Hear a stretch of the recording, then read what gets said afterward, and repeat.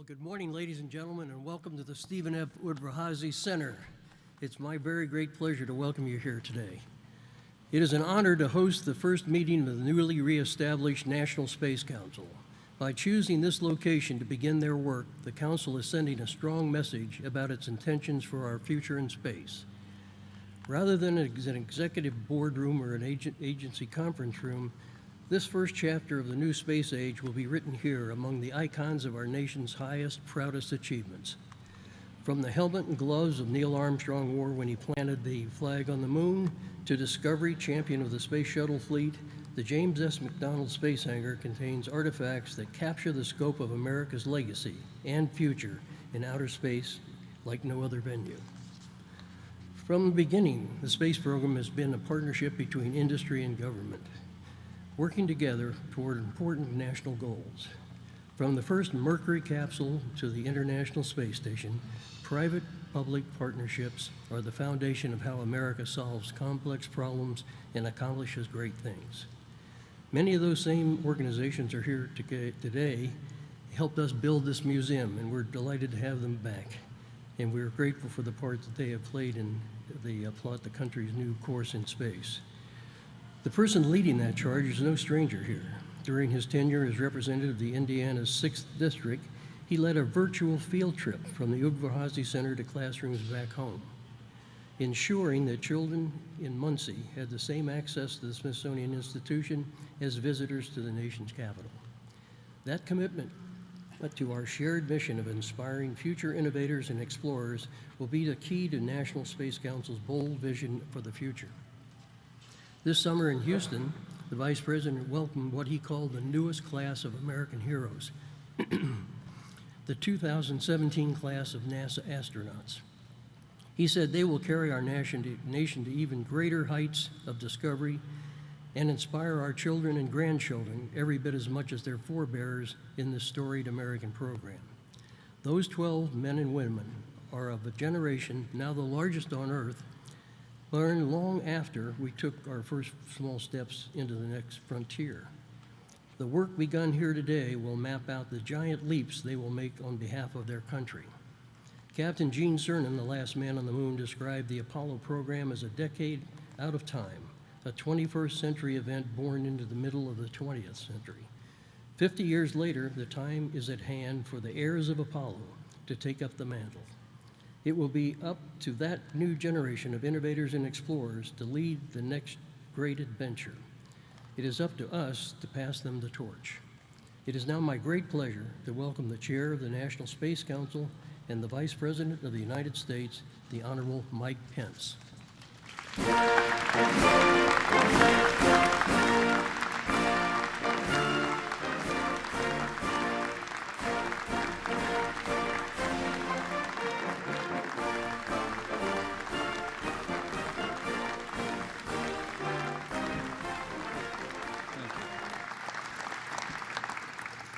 Thank you all.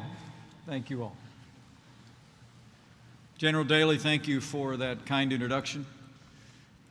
And thank you for your extraordinary record of service to the United States of America and to this national treasure.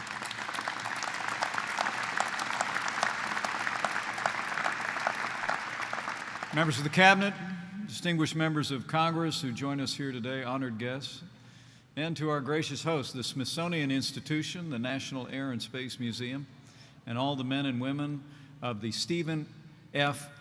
Udvar-Hazy Center. It is my great honor to be with you today here at the inaugural meeting of the reconstituted National Space Council.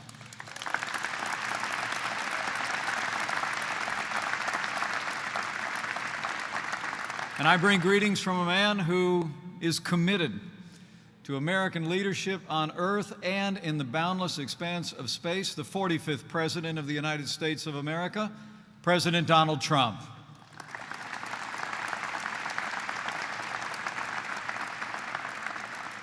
In his inaugural address, the President rededicated America once again to lead in the heavens and, in his words, to unlock the mysteries of space. And to guide this new era of American space leadership, President Trump relaunched the National Space Council, and it is my great honor. In fact, it's very humbling for me to have the opportunity to serve as its chair at the first meeting in nearly a quarter century. I can't think of a better place for this first meeting than right here at the National Air and Space Museum. In the hangars and galleries of this museum, some of the great monuments of human ingenuity and daring have come to rest. The first airplane to complete a transcontinental voyage across the United States, which took 49 days in 1911. Behind all of you, the spy plane that led America's reconnaissance operations during the Cold War, faster than 3 times the speed of sound and at more than 16 miles above the Earth, the legendary SR-71 Blackbird. And the shuttle behind me that ferried astronauts to space for more than 26 years and logged a record of 148 million miles. The Space Shuttle Discovery is a national treasure.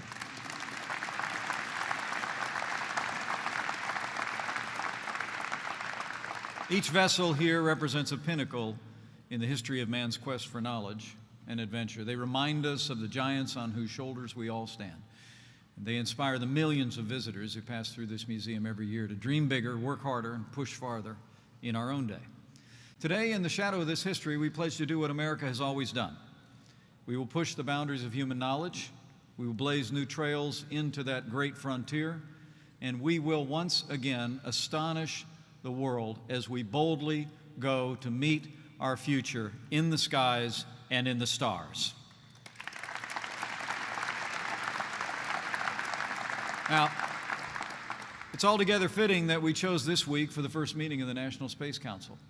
Yesterday marked the 60th anniversary of Sputnik, that 184-pound satellite that changed the course of history. On that day, 6 decades ago yesterday, the race for space began, and the then Soviet Union took an early lead. But the sight of that light blinking across that October sky spurred America to action. We refused to accept a future in space written by the enemies of freedom, and so the United States of America vowed to claim our rightful place as the undisputed leader in the exploration of the heavens. And 12 years later, with one giant leap for mankind, America led in space.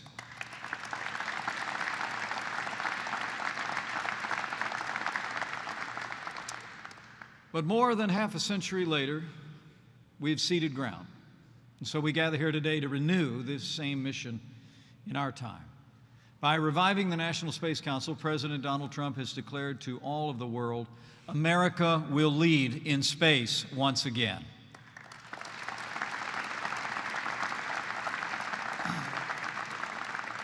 For my part, as I said, it's an honor to chair this council. I caught space fever when I was a kid, back in a small town in southern Indiana.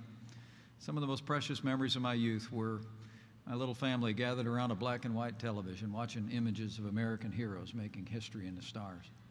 As a member of Congress, I actually asked to serve on the NASA subcommittee in my very first year in the Congress. I had the privilege, along with my wife and all of our children, to attend several space shuttle launches as a family. I actually have no doubt that, as I told the general this morning, a fellow Marine, with my son, that I think my son was inspired to be a Marine Corps aviator when he was a 10-year-old boy, sat in those grandstands and watched with awe as America's astronauts hurtled into the heavens. You know, I said at the time that the sights and sounds of the launch at Cape Canaveral were miraculous. It was almost as though as the flames came from beneath the ship, it was as though the earth was giving birth to a piece of the sun and sending it home. The power and the symbolism of unquestioned American leadership was inspiring to us all. But in recent years, the clarity of our purpose and the confidence of our conviction that propelled the United States to be a vanguard of space exploration seems to have waned. America seems to have lost our edge in space, and those days are over.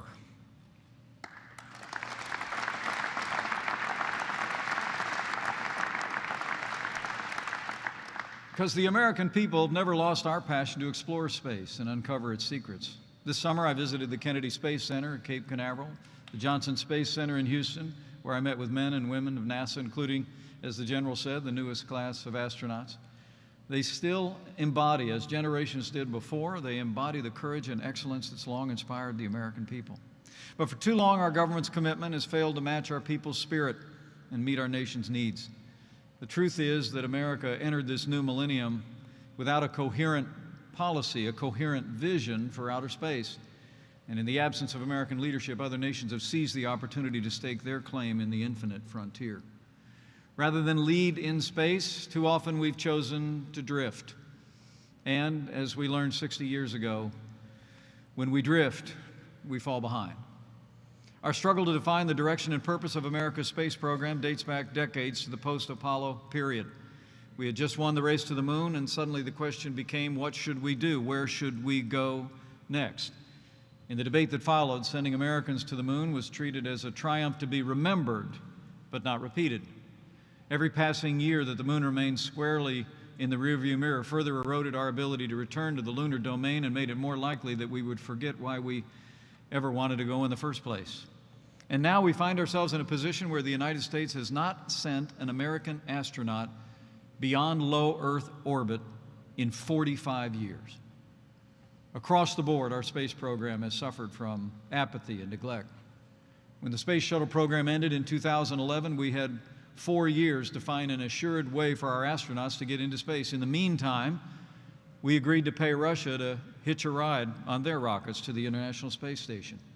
But 4 years turned into 5, and 5 years turned into 6, and here we are in 2017, still relying on the Russians to ferry our astronauts to the International Space Station at a cost per seat that now stands at more than $76 million. Meanwhile, rather than competing with other nations to create the best space technology, the previous administration chose capitulation. According to the U.S. intelligence community, Russia and China are pursuing a full range of anti-satellite technology to reduce U.S. military effectiveness, and they're increasingly considering attacks against satellite systems as part of their future warfare doctrine. America's abdication of leadership in space has spurred our nation to action once more. And just as with Sputnik 6 decades ago, we have resolved, with the leadership of President Donald Trump, to never again let America fall behind in the race for space.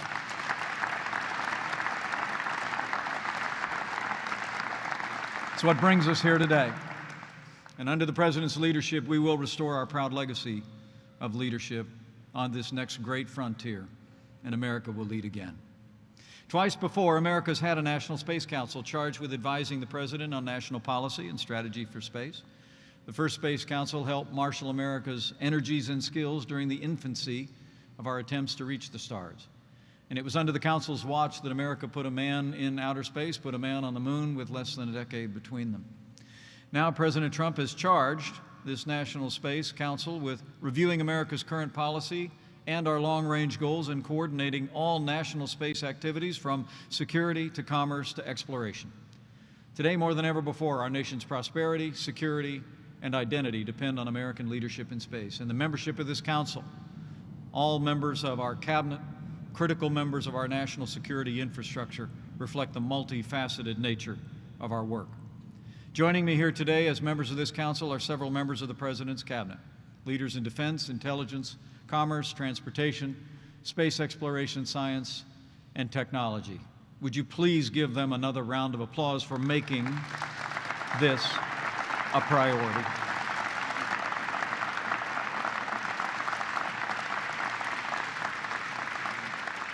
But to fully unlock the mysteries of space, President Trump recognizes we must look beyond the halls of government and for input and guidance. At the President's direction, the National Space Council will also, in his words, draw from the expertise and insights from scientists, innovators, and business leaders like never before.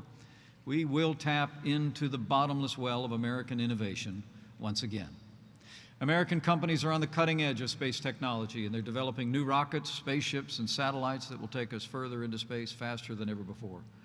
Like the railroads that brought American explorers, entrepreneurs, and settlers to tame the Wild West, these groundbreaking new technologies will open untold opportunities to extend the range of American action and values into the new worlds of outer space. And by fostering much stronger partnerships between the federal government and the realm of industry, and bringing the full force of our national interest to bear, American leadership in space will be assured. The objectives of the National Space Council are clear. The President has charged us with laying the foundation for America to maintain a constant commercial human presence in low Earth orbit. From there, we will turn our attention back toward our celestial neighbors We will return American astronauts to the moon, not only to leave behind footprints and flags, but to build the foundation we need to send Americans to Mars and beyond.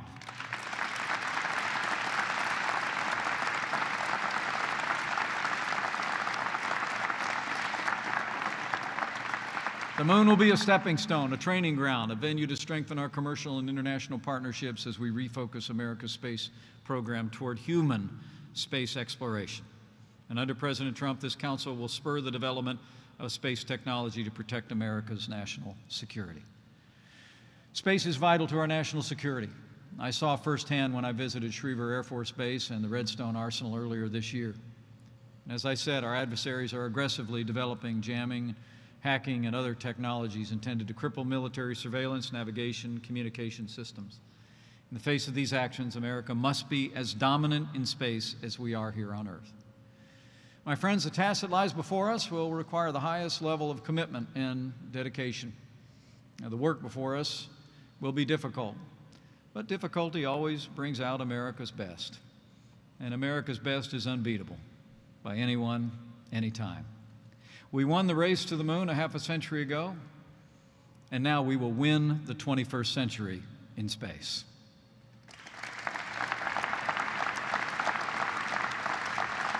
Under President Trump's leadership and with the guidance of this National Space Council, the United States will usher in a new era of space leadership for our nation that will benefit every facet of our national life, will strengthen our economy as we unlock new opportunities, new technologies, and new sources of prosperity.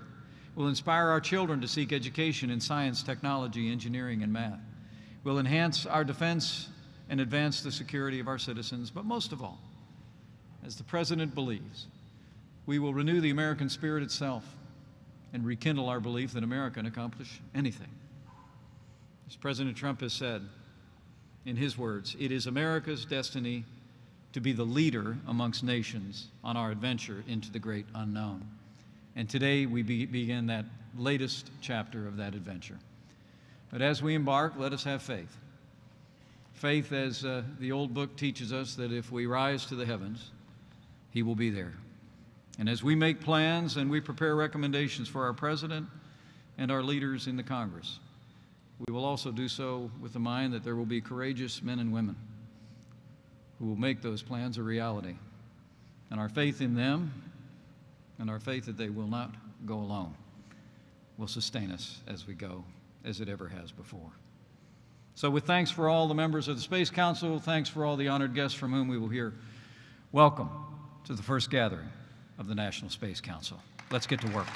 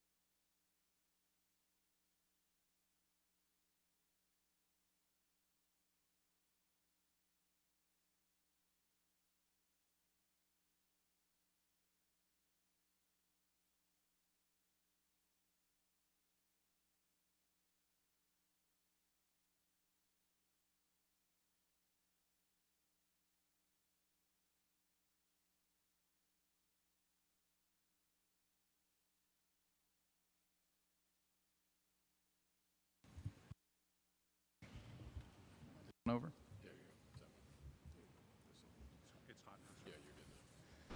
Ladies and gentlemen, please welcome Marilyn Houston, President and CEO, Lockheed Martin. Dennis Muhlenberg, President and CEO, The Boeing Company.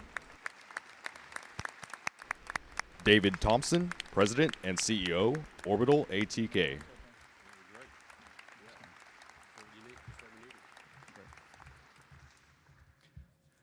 As our guests take their seats, allow me to welcome them, as I'll do momentarily, but also I want to recognize all the distinguished members of the National Space Council and all the distinguished Americans who've gathered us for this first meeting. If you would hold your applause, I'll get through this whole list, but I want to make sure you know all the members of this council. Secretary of State Rex Tillerson is here. Deputy Secretary our Secretary of Commerce Wilbur Ross, Secretary of Transportation Elaine Chao, Acting Secretary of Homeland Security Elaine Duke, Director of National Intelligence Dan Coates, Director of the Office of Management and Budget Mick Mulvaney, Assistant to the President for National Security Affairs General H.R. McMaster, the Administrator of NASA Robert Lightfoot, Deputy Chief Technology Officer for the United States Michael Kratsios, Assistant to the President for Homeland Security, Tom Bossert, and the Vice Chairman of the Joint Chiefs of Staff, General Paul Selva. Would you join me in thanking all of the members of the panel who are joining us here today?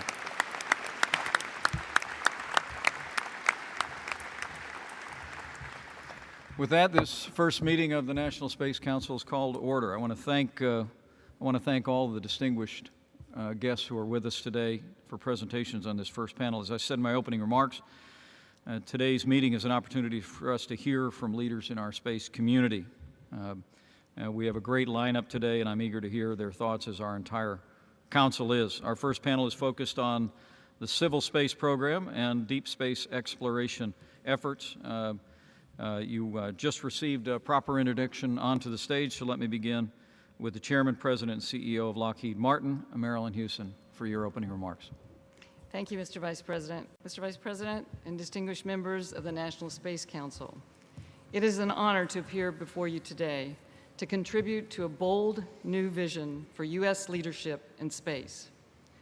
This is an exciting time for our nation. The reestablishment of the National Space Council comes as a new generation of young Americans looks to the moon, Mars, and beyond with optimism, energy, and wonder. Space has always been a frontier worthy of the American spirit. It demands our ingenuity and daring, and it drives us to visionary research and long-term collaboration. And throughout history, we have proven that U.S. ventures in space lead to broad societal benefits that lift our national economy and strengthen us as one people. For decades, our technological leadership in space has strengthened our national security so that Americans can live, work, and trade in peace. And just this past month, we once again saw the tremendous value of our space infrastructure as our nation was hit by 3 hurricanes of extraordinary power. Because of our investments in space, our satellites helped government leaders plan for the worst. They helped millions of citizens prepare and evacuate key areas, and in the process, countless lives were saved. We have been proud to invest and to support our nation's ventures in space, from interplanetary exploration to national security. And among our many partnerships today, we are honored to be building the Orion Deep Space Exploration Vehicle for NASA, which will soon take American astronauts back to the moon and farther than we've ever gone before. As we look to the challenges of the 21st century, it is clear that the pace of technological change is accelerating and that it is imperative our nation act. At Lockheed Martin, we see 3 keys to securing American leadership in space.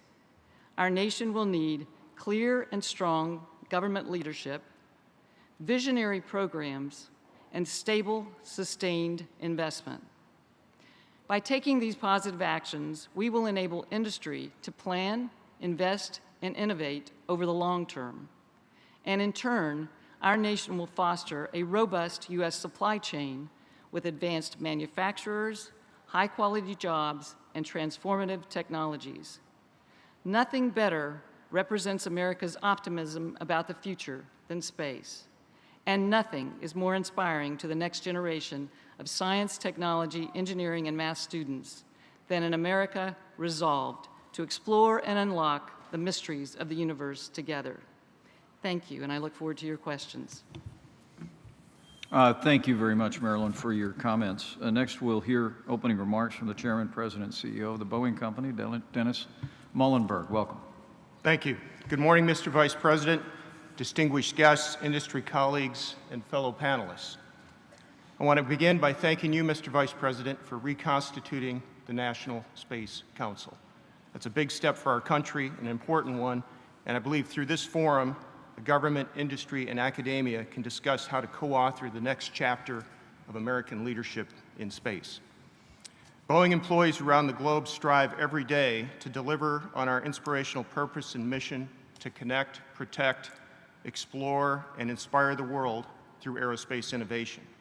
Our aim is to lead the world in space exploration and to be a global champion for robust funding, advocacy, talent, and execution in both the civilian and military space arenas.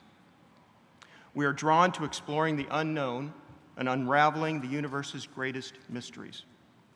It is this innate fascination with what comes next that has inspired us to join with NASA and international partners in a shared mission that has, over the course of decades, celebrated lunar footsteps, space shuttle launches, and the assembly of the International Space Station, to name a few. While proud of our past, we are focused on the future. We continue to innovate and lead in every aspect of civil space operations. For example, NASA's Space Launch System, built by Boeing and our teammates, will be the largest and most powerful rocket ever built, propelling the Orion capsule and humanity further into the solar system than ever before. And our CST-100 Starliner, launched on the 100% mission-successful United Launch Alliance Atlas V rocket, will return American astronauts to space on an American-built capsule in the not-too-distant future. While others may dream, we actually do, and we do with the resources and expertise to deliver on our commitments. Working together, we will help humankind explore deep space and play a leadership role in America's journey to Mars, as well as revolutionize launch and space access through pioneering work on programs like the X-37B and the XS-1 Phantom Express with our United States Air Force and DARPA customers. We also are delivering advanced military space solutions, such as our wideband global SATCOM satellites that provide critical anywhere, anytime communications for troops around the globe, including those deployed in combat. But our collective success on this unprecedented journey is not guaranteed. Everyone in this room, government and industry alike, must commit to fighting for American leadership in space. We believe the aerospace industry has an important role to play in partnering with the government to enact policies that not only will advance our efforts in space, but also grow the economy, support American jobs, with an emphasis on restoring U.S. manufacturing. That's why I continue to engage on behalf of Boeing in arenas like this, as well as chairman of the Aerospace Industries Association, a trade group representing the U.S. aerospace and defense industry, where we are engaged on Capitol Hill with the administration and internationally. As America's largest manufacturing exporter, we're a big part of the $80 billion a year favorable trade balance that the U.S. aerospace sector injects into the nation's economy. In addition to the roughly 140,000 employees who work directly for the Boeing Company across the country, our supply chain of thousands of medium and small businesses in all 50 states support an additional 1.3 million American jobs. Consider the tremendous ripple effect that our industry has on the nation, boosting economies and spurring innovation in new technologies. As a company and an industry, we remain committed to investing in our future, from driving innovation to supporting quality jobs and capital investments, and working with the administration to advance policies such as comprehensive tax reform that will enable it. Continued space exploration will take resources and cooperation. We must commit to an uninterrupted human presence in orbit and accelerate our momentum towards deep space. All too often, when America withdraws, other nations fill the void. We want the United States to retain its leadership position, build on the progress and substantial investments that have been made in recent years. I am inspired by the boundless opportunity we have before us. Space has a near universal ability to capture our imagination, unlike anything else, to energize dreamers and doers alike. Achievements in space can unite a nation. And we are proud, and it's a proud reminder that we can accomplish amazing things as a country when we work together. In that spirit, I call upon the National Space Council to set a bold national space agenda with clear, actionable objectives and resources to match. That will help the United States maintain its technological edge, engage and grow future talent critical to our competitive advantage, and it will excite and inspire generations of Americans to come. In closing, Robert Gilruth, the first director of NASA's Manned Spacecraft Center, said that one fundamental requirement for mission success was employing, and I quote, "the kind of people who will not permit it to fail."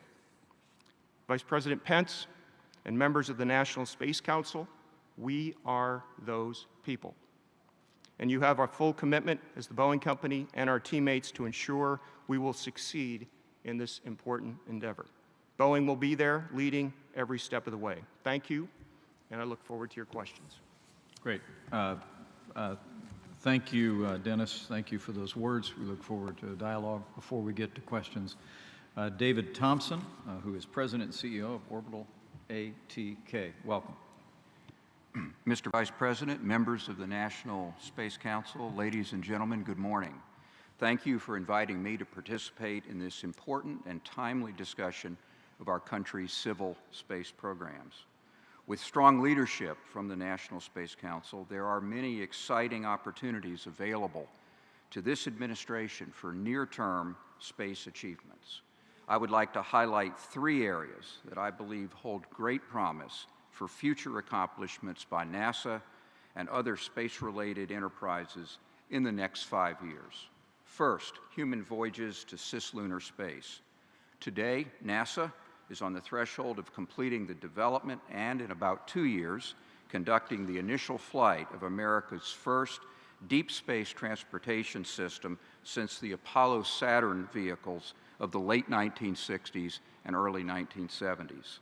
The Space Launch System rocket and its companion Orion spacecraft will give our country the capability of returning astronauts to the vicinity of the moon, both to further explore the lunar environment and to test the technologies and operations required for future expeditions to Mars. Now, with renewed sense of purpose and urgency, NASA and its industrial partners should be challenged to substantially accelerate the use and to fully exploit the capabilities of the SLS Orion system. Backed by this administration's financial and moral support, U.S.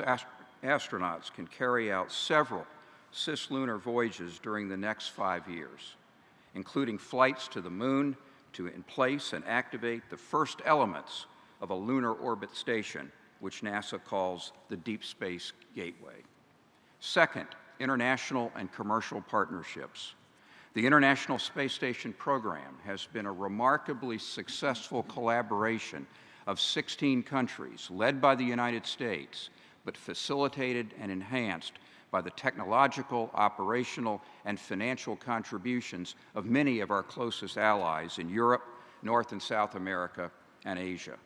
As we extend the reach of human activity to the lunar domain, we should seek to establish new long-term partnerships with those countries who share similar goals and who can contribute important elements of a deep space infrastructure. Similarly, over the past several decades, NASA has pioneered an array of successful public-private partnerships that have resulted in accelerated innovation and new, more affordable space capabilities for both government missions and commercial applications. As the space agency plans and implements our return to cislunar space, it should aggressively engage with U.S. commercial enterprises that are willing to privately develop and operate systems that can provide a range of in-space utilities, logistics, and related services. It should also encourage commercial use of the lunar orbit outposts for surface activities with scientific and economic potential. By doing so, NASA can leverage its limited budgets with the cost efficiencies of commercial development and operational approaches, and through access to the resources of our private capital markets. And third, space-based science missions. NASA's robotic spacecraft in Earth orbit and throughout the solar system have revolutionized the fields of astrophysics, solar physics, planetary exploration, and Earth science. During the last few decades, space missions to the planets have revealed their wonders and charted humankind's path to the solar system. Other NASA missions have observed the universe with unprecedented resolution, displaying its vastness and majesty and beginning the search for life elsewhere. Still other missions have monitored Earth and provided us with essential information to be better stewards of our planet. To assure U.S. leadership in space science and robotic exploration for the next decade and beyond, it will be critical for the Space Council to advocate for continued robust funding of these programs. Beyond its major programs, NASA can also be a leader in developing the needed technologies to enable the use of a new generation of small satellites for scientific purposes. In conclusion, the years immediately ahead offer America the chance to lead the world in a new golden age of space achievement if we are bold in our aspirations and resolute in our actions. Under your leadership, Mr. Vice President, the National Space Council can orchestrate the combined creativity, energies, and skills of NASA, other space-related agencies, and the U.S. private sector to benefit our country's domestic economy, scientific and technological progress, and international standing.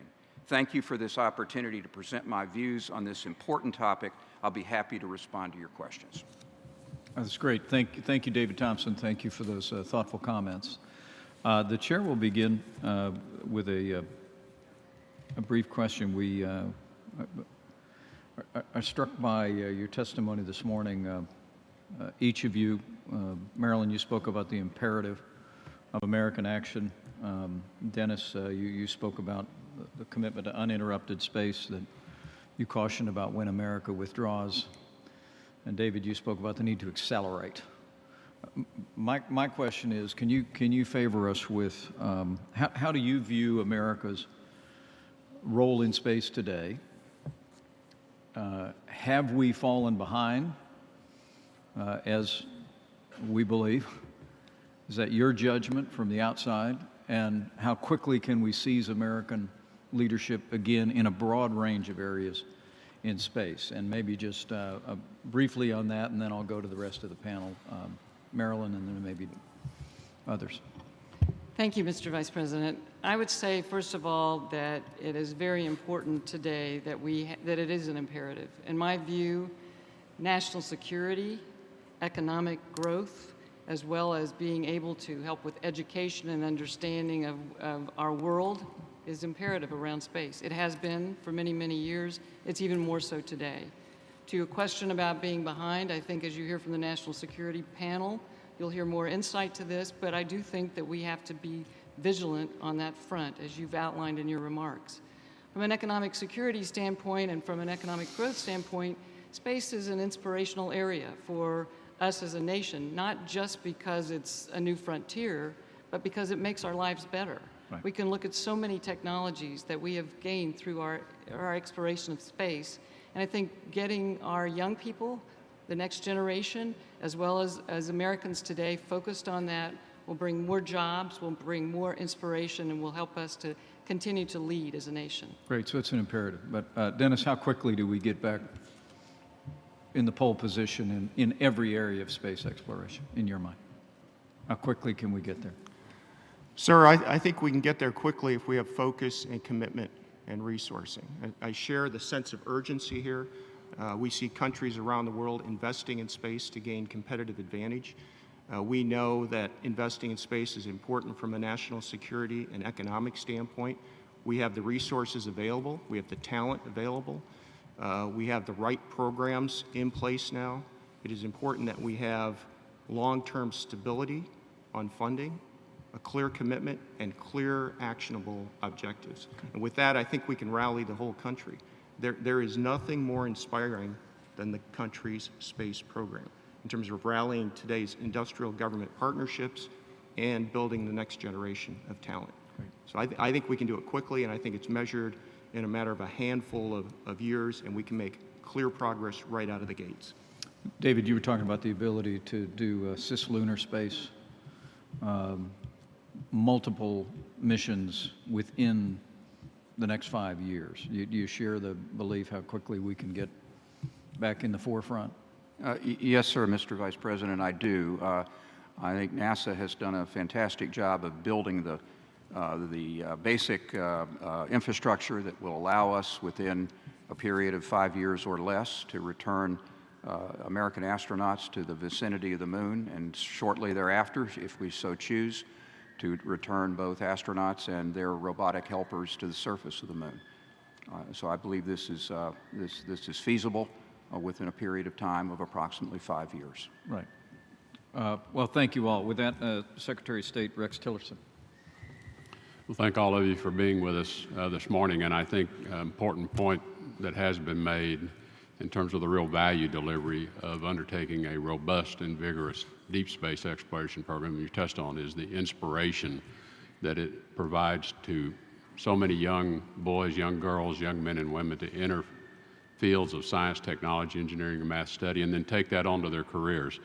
That was the case for me. Neil Armstrong's landing on the moon inspired me to want to go into a lifelong career of engineering. And so it is a broad impact, not just for our space, but it is how we create the ability of our nation to have a very robust, innovative spirit, and which is so fundamental to the broader economic competitiveness of the U.S. And so I really share strongly the views that this is going to deliver enormous value far beyond just our accomplishments in deep space exploration. And with that, I had a couple of questions. One is, as we think about deep space exploration, and we have in our space programs in the past, we've had very successful international consortium, cooperation, partnerships.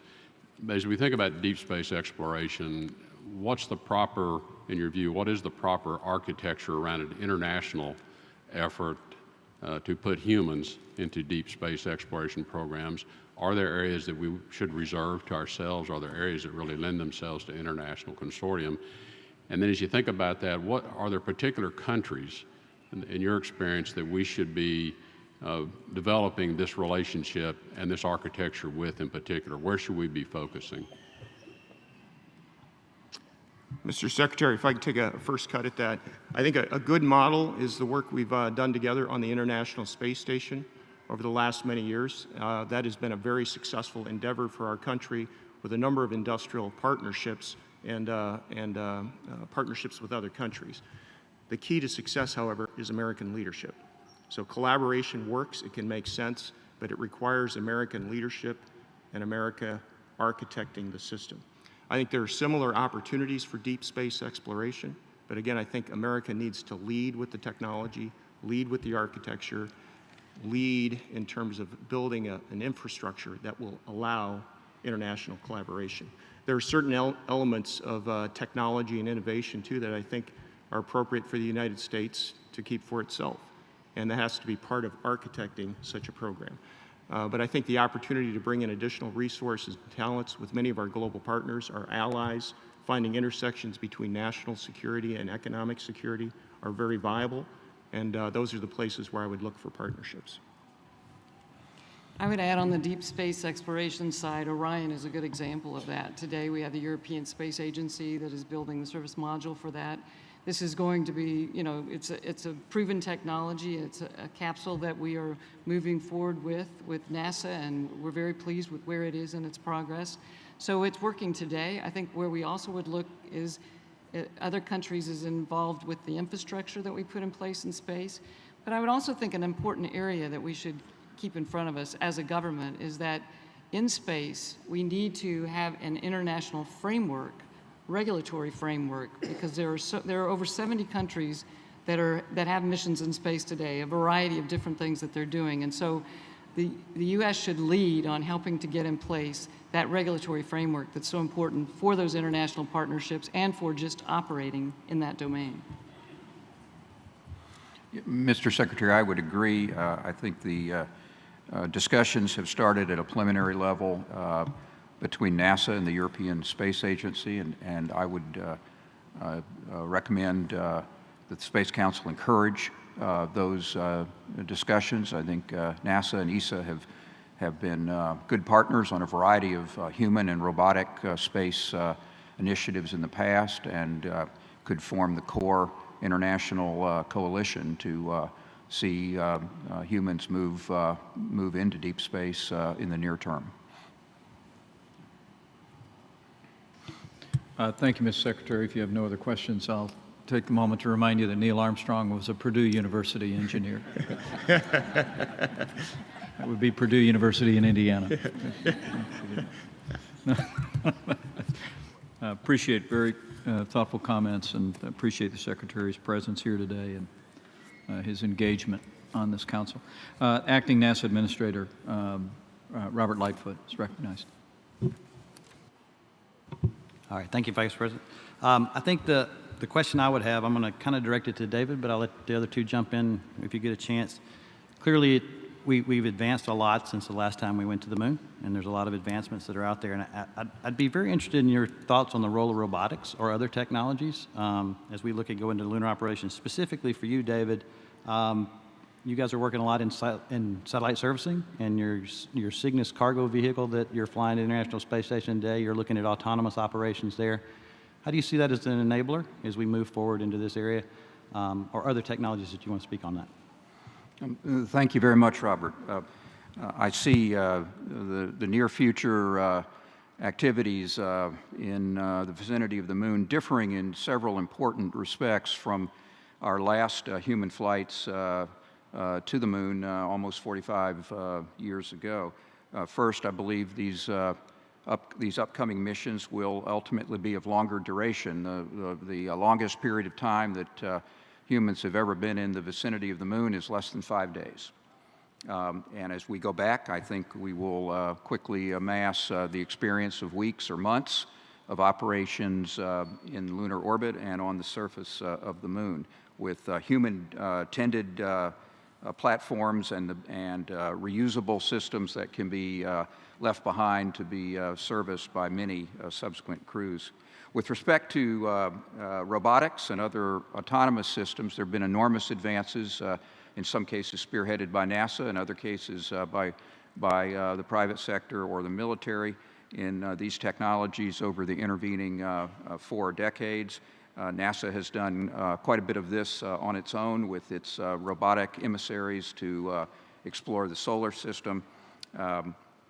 And now in low orbit, private companies are also deploying robotic systems of quite an advanced nature. So I would envision human activities on the moon and near the moon being substantially enabled, made more productive and made much safer due to the presence of robotics and other autonomous systems that could operate together with our men and women that would be there representing our country. Thank you. Robert, if I could just add a complimentary point to David's. We see the opportunity for robotics in space, and collaboration between humans and robots is an important technology step. It does come in the form of vehicles, another example being the X-37B, the Phantom Express, rapid launch capabilities. But we also see a future with automation and robotics in space in areas like space manufacturing. And we see the opportunity for zero-gravity, low-gravity manufacturing as being a viable commercial practice in space at some point. That could either be in low Earth orbit or lunar. And as we're doing on Earth with combinations of humans and robots working in our factories, robotic application to space manufacturing, I think, is another leading-edge technology area. It's an important place for America to lead. Great. Thank you. Anyone else have a comment in response, in addition? Great. Good. Last question on this panel will go to the Deputy Secretary of Defense, Paul Shanahan. Paul. Yeah. Hey, good afternoon, or I guess good morning. You know, one of the themes that each of you mentioned in your remarks was stable, consistent funding. And, you know, the question is, as you look across the 3 different domains, civil, commercial, military, what's the synergy we should try to exploit? How do you think about really leveraging some of those common missions or domains? Yeah, well, first of all, I think your point of matching up and creating synergy across commercial and defense sectors is very important. It's important to the talent base. It's important to the techniques and processes. And frankly, that combination can help create some stability in funding and programmatic profiles. I think it's also important that from a policy standpoint, if we look at the national budget, not only the defense budget, but all of the elements that fuel innovation, year-to-year stability and alternatives to the budget cap approach that we have in place today, sequestration, we need an alternative. That's good for the U.S. government, it's good for the economy, it's good for industry, so we can do long-term planning together. Without that long-term view and long-term stability and funding, it's difficult to build a supply chain. It's difficult to make the investments that create long-term space infrastructure. I think that's one of the most important things we can do as a country. I would add to that, to your point, there is complementary, when you take the national security activities that we do, they do flow over into commercial opportunities and civil opportunities as well. So the money that we're spending, the investments that we're making as a nation on national security or on our civil space programs, it's complementary across, and we can get the full bang for the buck. But to Dennis's point, we have been faced with a very challenging budget environment in the space arena as well as in other areas of our government. And so that is a message to you as a Space Council that we really do need to make sure that we have stable funding, that we have aspirational programs that we're investing in so that we can continue to be a leader in space. Very good. David, anything? Thank you. Well, if there's no other questions from the panel, we'll allow this very distinguished panel to step away, but I hope everyone in attendance will join me in thanking Marilyn Houston, David Mullenberg, and David Thompson for just outstanding presentations today. Thank you very much.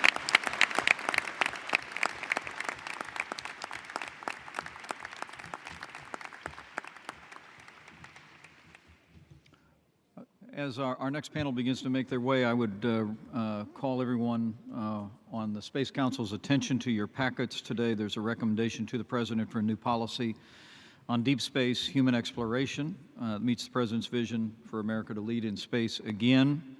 The recommendation is the National Space Council policy be amended as is transcribed there, that we shall lead in innovative and sustainable program of exploration with commercial and international partners to enable human expansion across the solar system, to bring new knowledge and opportunities, beginning with missions beyond low Earth orbit. The United States will lead and return humans to the moon for long-term exploration, followed by human missions to Mars and other destinations. Unless anyone on the Council has an objection, I would direct the Executive Secretary of the Council to prepare a decision memo to the President with this recommendation for the Council.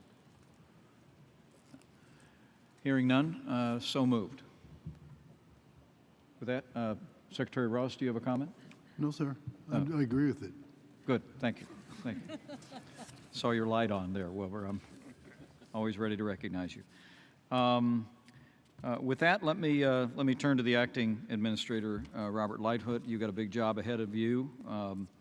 Council's going to need the whole team at NASA to work with the Office of Management and Budget to provide the President with a recommended plan to fulfill that policy.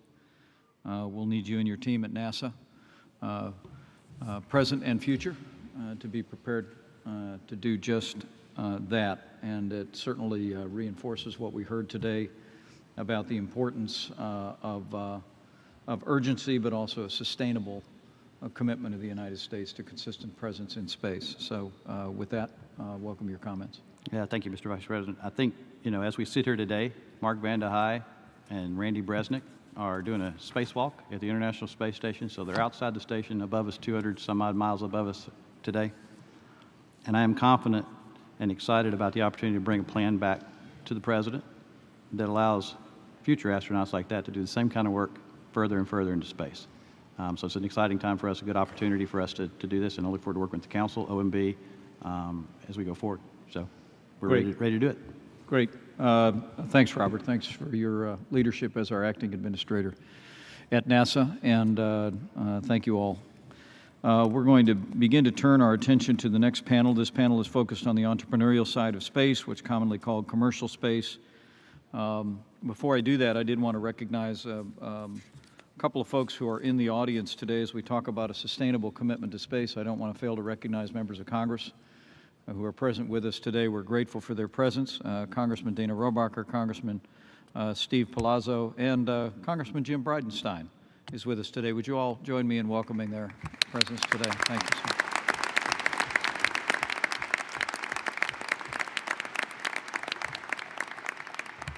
Also, let me a point of personal privilege, two people that have been great champions of American leadership in space throughout their long and storied careers. The former chairman of the House Science Committee, Bob Walker, is here, and the former Speaker of the House, Newt Gingrich, is with us today. Thank you both for being with us.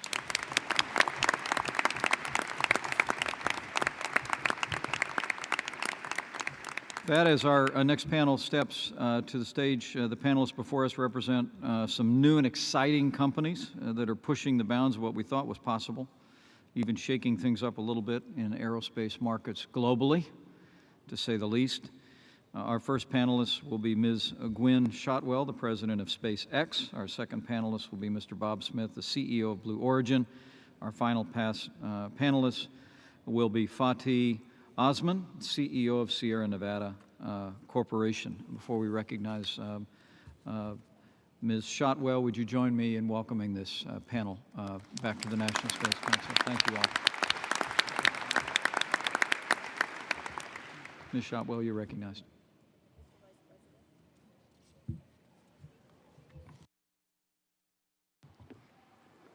A technologist here. Mr. Vice President and distinguished members of the Council, I'm honored to be here today in this extraordinary venue to represent more than 6,000 men and women of SpaceX who work tirelessly each day to provide NASA, the Department of Defense, and our commercial customers with critical launches to space. We are driven by a deep sense of mission to revolutionize space technologies and to help this nation, the world, to help this nation and the world become a truly spacefaring civilization. Now is the time for swift and bold action. A permanent presence on the moon and American boots on the surface of Mars are not impossible, and they are not long-term goals. We can achieve rapid progress if we undertake concerted efforts that optimize America's greatest strengths: ingenuity, innovation, and entrepreneurialism. America is out-innovating the rest of the world in space launch. So far this year, SpaceX has successfully conducted 13 launches, more than any other nation. And we have also repeatedly demonstrated the ability to refly previously flown rockets for commercial customers. We have another one of those missions upcoming in a week. This is a market, commercial space launch, that the United States used to dominate in the 90s. We lost it in the 2000s, and we are bringing that back to the United States, along with the thousands of jobs that follow it. SpaceX is bringing this critical market back, and we are pleased to be doing so. Also, as recently announced by my boss, Mr. Elon Musk, the CEO of SpaceX, we also plan to move forward rapidly with a commercial program for an American rocket and a spaceship capable of carrying large numbers of humans to Mars, as well as the surface of the moon.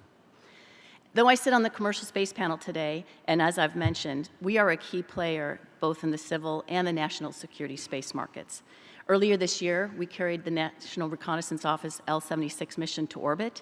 Last month, we successfully launched the Air Force's X-37B into orbit. Next year, we will have the profound honor of carrying U.S. astronauts into space on an American rocket for the first time since 2011. New rockets, spacecraft, and plans for space commerce abound. In short, there is a renaissance underway right now in space. Against this background, we urge the Council to undertake a unified effort across the federal space enterprise. You have the opportunity to help accelerate low Earth orbit and deep space efforts by employing public-private partnerships to yield speedy and efficient results, and by implementing meaningful regulatory reforms. Overall, the Council can work to alter and improve procurement agility and flexibility so that the government can behave more like a commercial buyer where applicable. If we want to achieve rapid progress in space, the U.S. government must remove bureaucratic practices that run counter to innovation and speed. We urge the Council to look back to the NASA Commercial Orbital Transportation Services Program, or COTS, for important lessons learned about the effectiveness of public-private partnerships and how to carry them out. The firm fixed price, pay for performance, competitive principles embodied in the COTS programs allowed NASA to rapidly yield 2 new spacecraft and 2 new rockets capable of carrying cargo to the International Space Station. These lessons should be applied to America's space program beyond low Earth orbit, including a new competitive public-private partnership modeled on the COTS approach for deep space exploration. This would augment budgets with private capital, complement existing technologies that are being pursued, and accelerate technologies for new destinations in space, including deep space communications networks and also landers on the Moon and Mars. The Council can also establish directives that achieve rapid government adoption of new commercial capabilities like reusable launch vehicles. Rapid and complete reusability is the next great advancement for spaceflight and will fundamentally alter the economics and access to space. Finally, the Council could commit to reforming, modernizing, and streamlining federal regulations governing space launch. Regulations written decades ago must be updated to keep pace with the new technologies and the high cadence of launch from the United States if we want a strong space launch industry here at home. Mr. Vice President and members of the Council, thank you so much for this invitation, and I look forward to your questions. Thank you very much, Gwen. Great comments. We appreciate it. Look forward to the dialogue that will follow. Bob Smith is CEO of Blue Origin and is recognized, and welcome to the National Space Council. Thank you, Mr. Vice President, members of the National Space Council. Thank you for the opportunity to speak before you today. At Blue Origin, our vision is to enable a future where millions of people are living and working in space. This vision was set forth by our founder, Jeff Bezos, who as a 5-year-old watched Neil Armstrong and Buzz Aldrin walk on the moon. This event sparked his lifelong passion for space.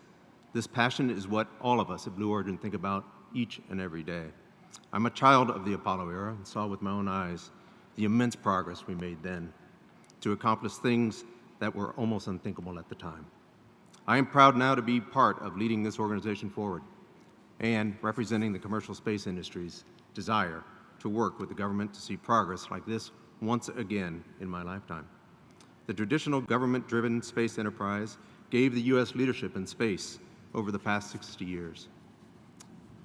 Through the Apollo program, through the Space Shuttle program, the International Space Station, and our national security capabilities, which are unrivaled by any other country. However, we believe the future of the United States leadership in space will build on these civil and national security accomplishments, and they will continue by driving economic activity, commercial innovation, and human spaceflight, resulting in an economic expansion into space on the way to millions of people living and working in space. The first step in making this happen is lowering the cost of access to space by building operationally reusable launch systems. Blue Origin is working on this today, designing reusability in from the beginning on all of our programs that will take people and payloads to the Earth orbit, the Moon, and beyond. We are investing significant private capital in our programs and are making great progress towards increasing access to space. Our New Shepard vehicle will take scientific payloads and people into space where they will experience weightlessness and witness incredible views. New Shepard is named after the first American to go to space, Alan Shepard, and launches from our facility in West Texas. The next launch of New Shepard will be later this year.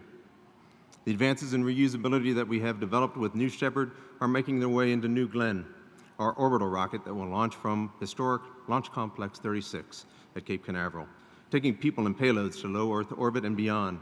New Glenn is named after the first American to orbit the Earth, Senator John Glenn. Our massive factory at the Cape, where we build New Glenn, is on track to be completed by the end of the year. We've also invested in building our own reusable engines to power our launch vehicles and to benefit the great launch industry. Our BE-3 engine, which launches New Shepard to space, is an amazing advancement in engine technology and has demonstrated remarkable throttlability and robustness of design. We will soon begin testing our BE-4 engine, which will take New Glenn to space and is being developed in partnership with United Launch Alliance for the next generation vehicle, Vulcan, and will end America's dependence on Russian engines. This has been accomplished with virtually all private money. The opportunity before you is to further U.S. leadership in space by ensuring that the United States drives the coming economic expansion in space. This can only be done through public-private partnerships. For example, our New Glenn launch vehicle will be more capable than existing launch vehicles flying today and can be used not only for human spaceflight and other commercial missions, but also for civil and national security payloads. Therefore, we are in early discussions with the national security community and NASA about how to certify New Glenn for their use. We also believe strongly that it is time for America to return to the moon. The moon is a key step on the path to long-term exploration of the solar system, and we have proposed the Blue Moon lunar lander concept as a low-cost cargo delivery system to enable NASA and commercial activities on the moon. Blue Moon can be done within the next 5 years, and we are willing to invest alongside NASA to make this happen. Such public-private partnerships allow the country to meet big objectives rapidly, while also promoting more economic development and U.S. strategic leadership in space. Thank you for your time, and I'm happy to answer your questions. Thank you, Bob. Thank you for those thoughtful comments. Look forward to our dialogue with the panel. Mr. Fatih Osman of Sierra Nevada Corporation is recognized. Thank you for being here. Good morning.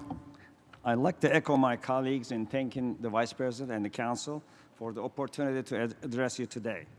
Now is the time for bold action. I am Fatih Osman, CEO of Sierra Nevada Corporation. My wife, Erin Osman, my real boss, who is also here, sitting, is SNC's president, and we are the sole owners. SNC is a unique company. We bring the best of both worlds, a reliable government contractor that challenges the status quo with an entrepreneurial culture. Erin and I are blessed to live the most amazing American dream. We came to Nevada from Turkey as graduate students in the 1980s and have been proud U.S. citizens for almost 30 years. We have established an innovative business model. We invest our own capital and focus on agility, speed, and affordability. With that approach, SNC has grown from 20 employees into a multi-billion-dollar business with over 3,000 people with facilities in 20 states. In addition to SNC's core national security business, we have 25 years of experience and innovation in space, from satellites to rocket engines and more. Our products have been part of 450 successful missions to space. Our Dream Chaser is the next generation space shuttle technology. This multi-mission spacecraft has been selected by NASA to service the International Space Station. Dream Chaser is the only commercial low Earth orbit reusable lifting body vehicle. It can launch from many rockets. It can land on many commercial airports. It can do many missions, including international ones, like the one planned with the United Nations, giving 84 member countries affordable access to space. The Council is critical to driving a unified strategy, policy, and vision to lead in space. I will encourage greater cooperation among the three recognized space communities, civil, commercial, and national security, to leverage their combined resources. For commercial space, we need to create an environment that promotes investment, manages risks, and creates opportunity. Specifically, I'll ask the Council to address the three following points. First, infrastructure. Commercial space is booming. The U.S. should lead the effort and invest in the building essential infrastructure, the highways in space, for a strong space economy. The right policies and regulations can provide oversight and accelerate capital to new initiatives, creating jobs and markets with huge returns, including new scientific discoveries. Second, commercialization. The global commercial space market is valued at over $335 billion a year.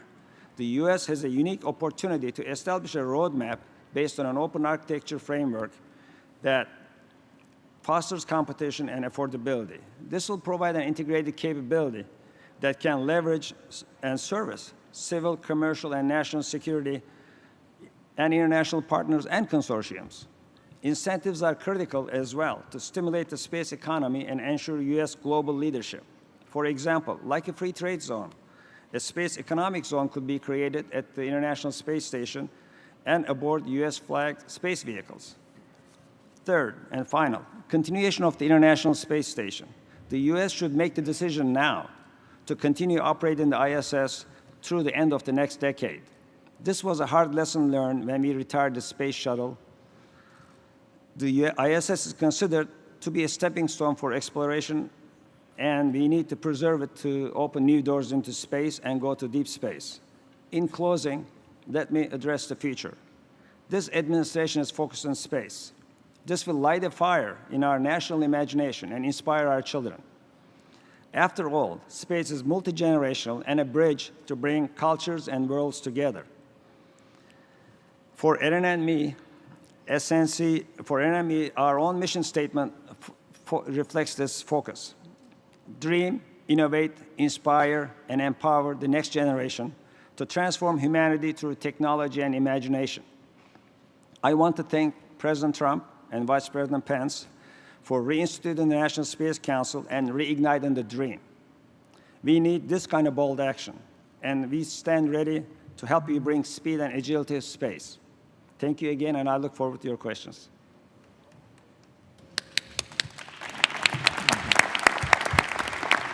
Well, thank you all. Thank you all for your words. More importantly, thank you for your inspiring example of American ingenuity and creativity. I know we're all moved, and millions of Americans follow with great interest these companies and all that you've done. And we're honored to have you here.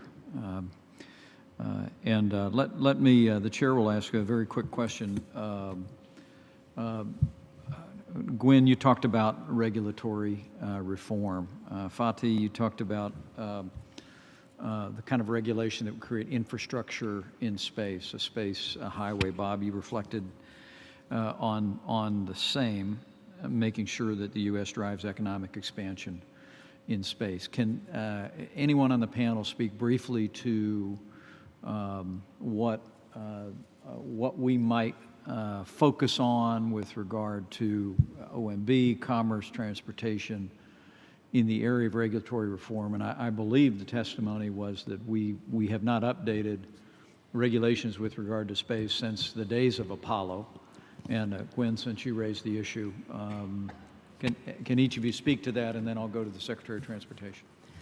We actually have a detailed white paper with some recommended approaches, but just to give a kind of a very top level, we are working well with the FAA to get our launches licensed. However, I think it requires heroics when you make any changes to those launch licenses. When you have to change a launch pad from 40 to 39A or back to 40, you have to basically apply for a new license. So if we could look at the CFR right now and really streamline the licensing process to allow for a much more rapid cadence of launch, as we're starting to see this year, and that will only continue to grow. So we need to streamline the process. We need to shorten the timelines.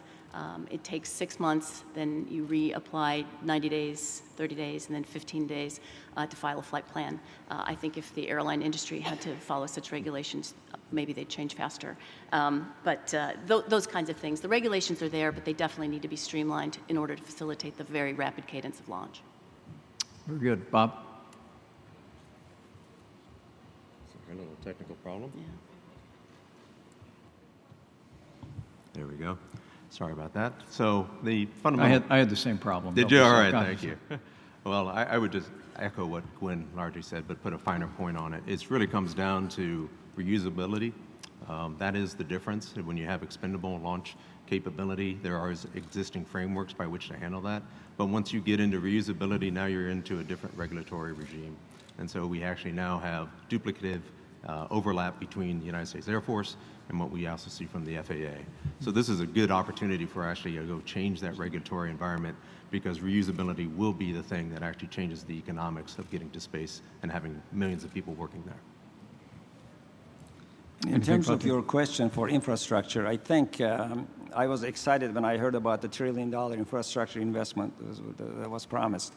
Just a fraction of that could be invested in space as well as the Earth. I mean, we build roads, bridges, and highways, but you can envision to have a toll-free road, highway in space that we allow other people, many commercial companies creating jobs, going out there, giving them access, lower the cost of access, which our colleagues are doing a great job in terms of inexpensive rockets, but additional infrastructure investment, if it is made, then eventually you can charge a toll and it will be self-sustaining. Right. So I think there's a lot of job creation potential here if we lean forward and lead. And reusability will be key to lower the access. Space shuttle is the best example sitting here, like our Dream Chaser has been used over and over, and I think that's eventually going to be like airplanes, airlines carrying people back and forth. Well, thank you for that. Secretary of Transportation, Elaine Chao. Hey, Gwen, great to see you. Thank you, Bob and Fatih, for your remarks as well. Gwen, it was so interesting to visit your facilities out in Los Angeles. It was really like a visit to the future. You know, one of the most interesting potential applications of commercial space is this idea of flying passengers like to any city on Earth in 30 minutes. That sounds like something, you know, that would completely, obviously revolutionize long-distance transportation. So can you share with us a little bit as to what the vision is and how this new future would look? Thank you, Madam Secretary. Last week, Elon announced, or basically gave an update on the Big Falcon rocket program, Big Falcon rocket and Big Falcon spaceship. That program was meant to complement the existing launch vehicle suite that we have, which is Falcon 9, which is flying regularly now, Falcon Heavy, which will start flying very shortly, and then the BFR system complements it and gets us through the full suite of national security space launch. It also enables much larger passenger carrying vehicles. The Dragon spacecraft, which we will fly shortly for crew, can carry up to 7 people. For NASA, we're flying 4 people. BFR is planned to fly hundreds of people, both to low Earth orbit. Our ultimate destination is Mars, but that system is being designed also to do kind of Earth hops. And those are some of the first tests that you'll actually see with the Falcon spaceship. Others on the panel to the overall theme? Well, we had actually a contract from Far East country in terms of transporting from Indonesia to Puerto Rico.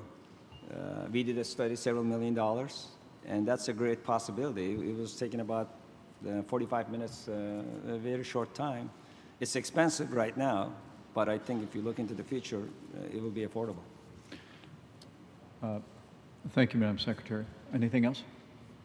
Well, good. Let me go to the Secretary of Commerce, Wilbur Ross.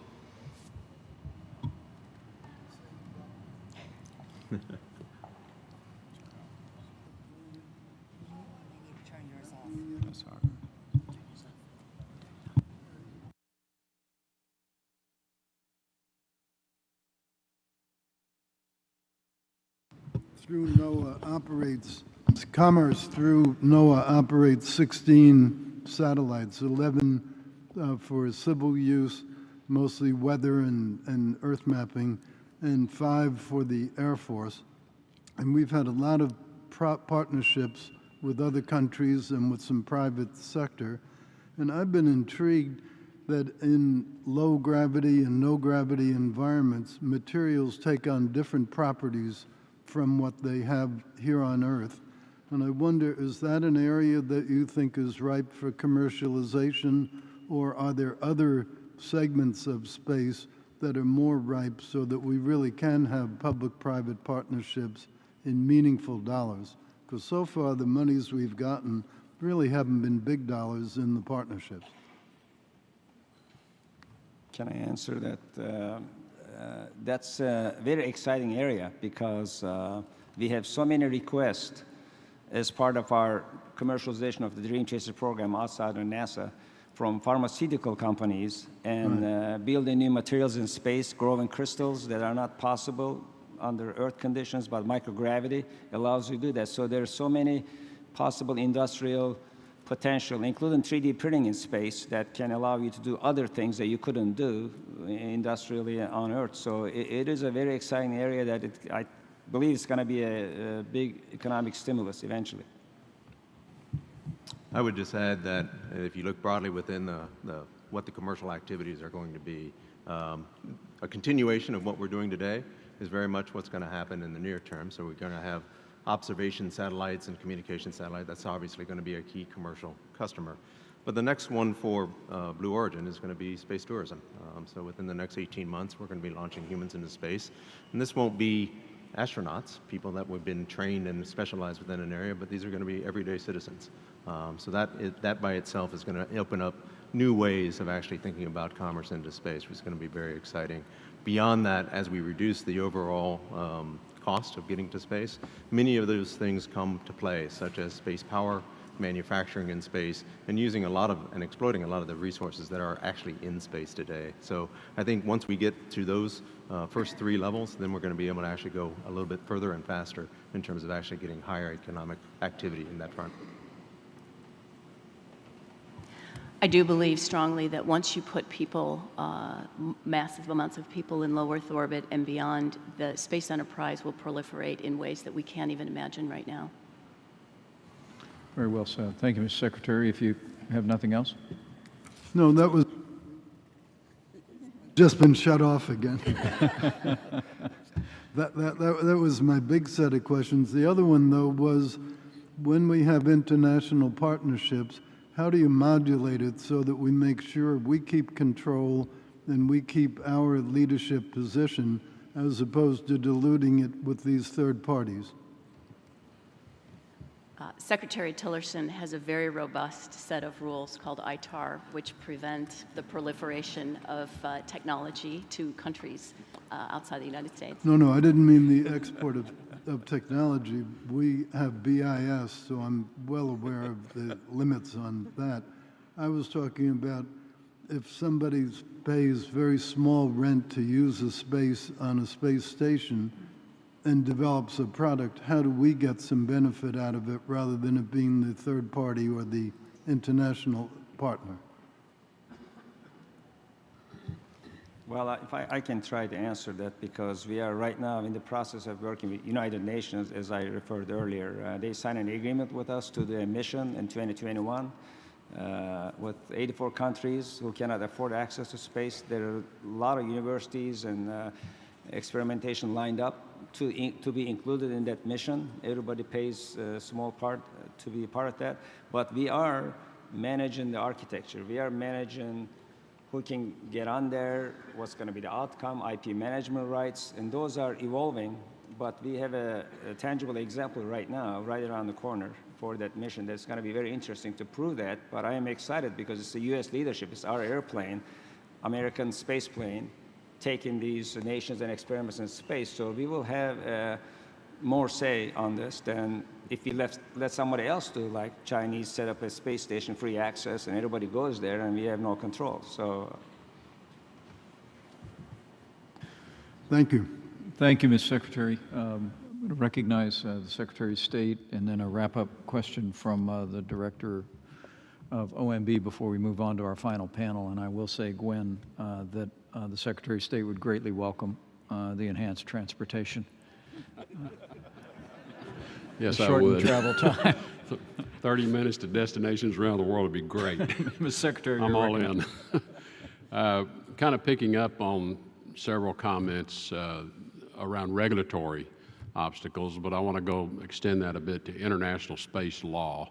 And in terms of international space law and where it stands today, how it develops to accommodate how rapidly the use of space is changing from a commercial perspective, and whether you are encountering obstacles from other countries in this space, in this area of the development of international space law, and how do we need to be thinking about that from our standpoint of diplomacy, foreign policy, because obviously we want to create the conditions that allow our U.S.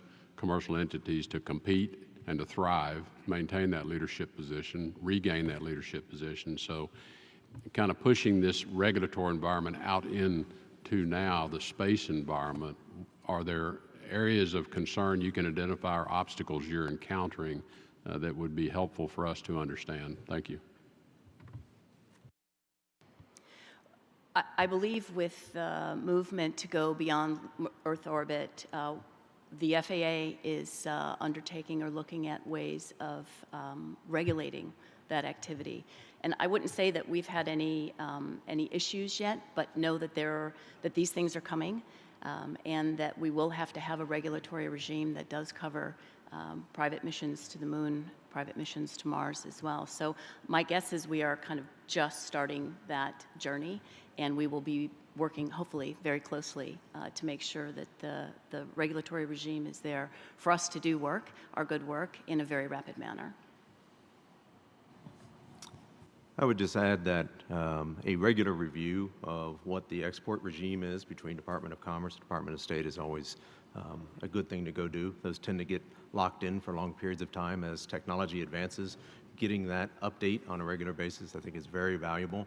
Allows us to actually understand where that sharp line is, because at Blue, we all tell everyone to take one big step away from that red line, but we want to make sure that we actually are doing whatever we can do to actually spur commerce. Second thing to your question is really around the Outer Space Treaty. The Outer Space Treaty is, I think, a good framework that we have today. I think it supports what we want to go do in the future. I think there are details that have to be worked out on that, but that's a discussion that I think we can go on as we get closer to some of those actually becoming an impediment. I'll just add to that one quick point that it goes back to our leadership, U.S. leadership. I think right now, for instance, my company has 10 international agreements with ESA, JAXA, everybody else to do this, and a lot of them want to come here, and we want them to come to the United States to create jobs. So to allow them to be able to establish here and work jointly together to go to outer space. And I will say that we will leverage these agreements with ESA and Canadian Space Agency and JAXA and other ones to be able to keep our leadership, and other countries will have to follow. So I think there is room for improvement there.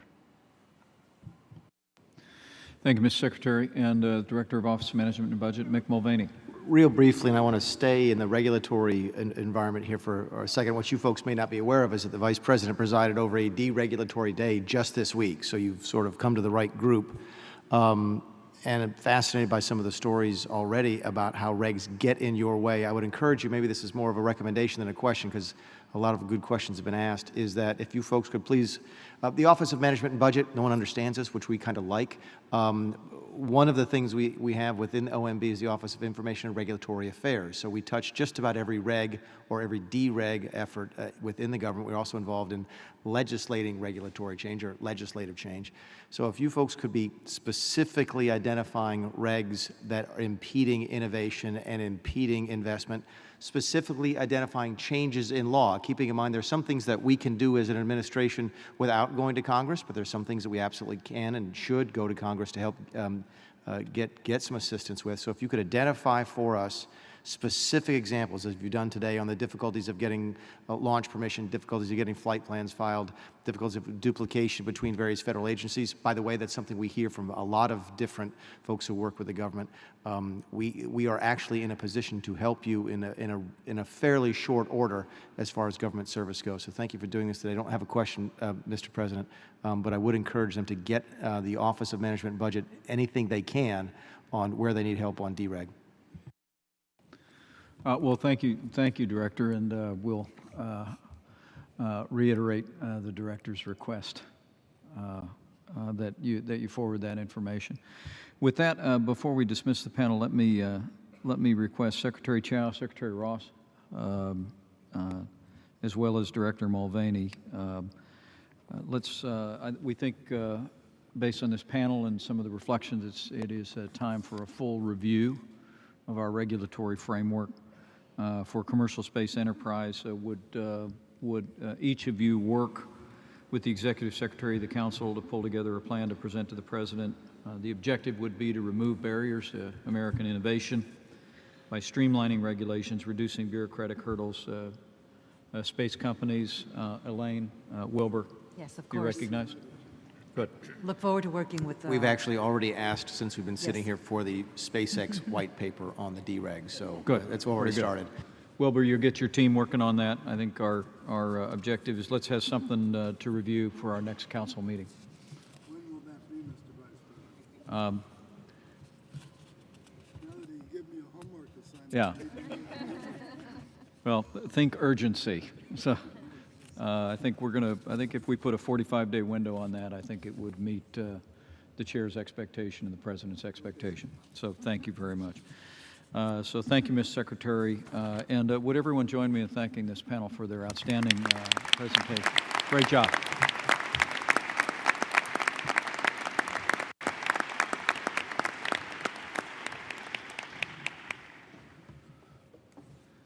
Our final panel of the day will focus on the national security aspects of the space enterprise.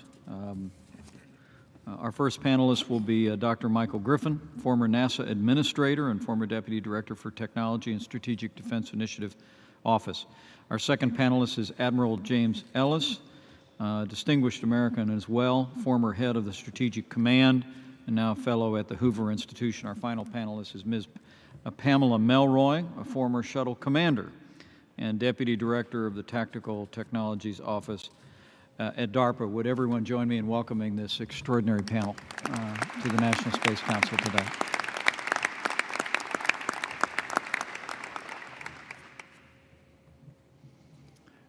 Dr. Griffin, you're recognized for opening remarks, and welcome back to the National Space Council.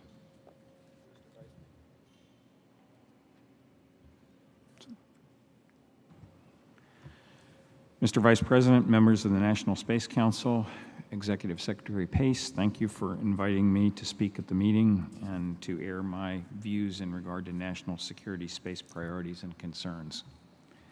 There are many such concerns. It is past time that we begin to address them with both policy and budget. In my remarks today, I will address only a few that I consider to be of the highest priority. First, we need persistent, timely, global land, sea, air, and space domain awareness. We lead the world still in our ability to provide exquisite intelligence when our focus must be on very specific targets. But increasingly, what is needed is less exquisite, but more timely, comprehensive, and persistent domain awareness. This can only be done from space. Also, it must be recognized that space itself is a neglected domain. To be both blunt and clear, the United States must know what is being launched, from where it originates, to where it is going, what are its characteristics, what are its likely purposes, everywhere, all the time, to a level of accuracy sufficient for targeting and fire control should that be required. Second, our adversaries well understand that in today's world, our space assets are critical to the way in which we fight and win wars. The technological advantage that they confer is by itself a deterrent to many adversarial actions. Bad actors can be dissuaded if they know that they are unlikely to prevail. Thus, our space infrastructure has been, is being, and will continue to be targeted by those who seek to alter the global order while blunting our opposition to that. Our adversaries can already and are increasing their ability to project their power into space. While we must develop defenses against such actions, defense by itself will always be insufficient. Defense must succeed every time. The adversary must succeed only once. Accordingly, we must develop our own capabilities to project power in space. We must be able to hold adversary space capabilities at risk even as they seek to do so to ours.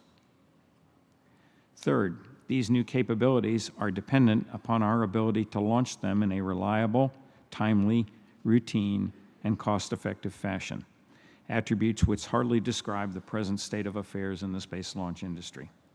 It is past time for the national security space launch community to take control of its requirements and capabilities. And yes, commercial providers can offer some useful capability, but at bottom, national security space launch bears the same relationship to commercial launch that military aircraft do to the air transport industry. They share an industrial base, but they do not share an operational infrastructure.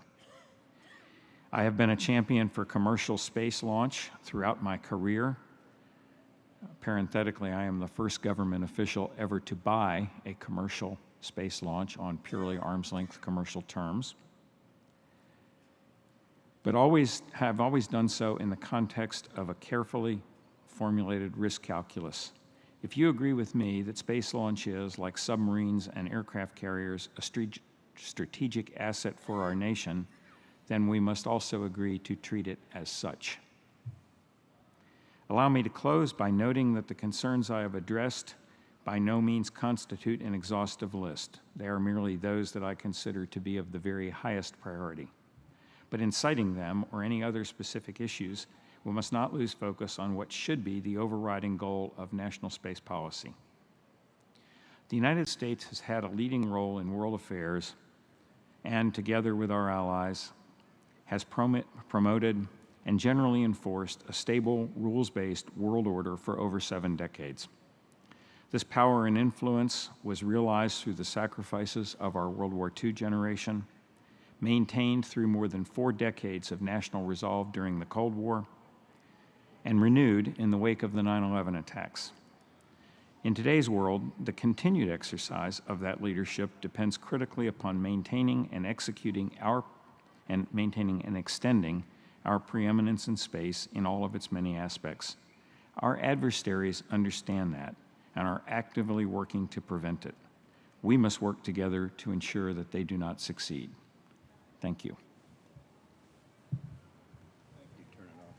Thank you very much, Dr. Griffin, for those stirring words. Admiral James Ellis. Mr. Vice President and distinguished members of the National Space Council, thank you for allowing me to appear before you at this, your inaugural meeting.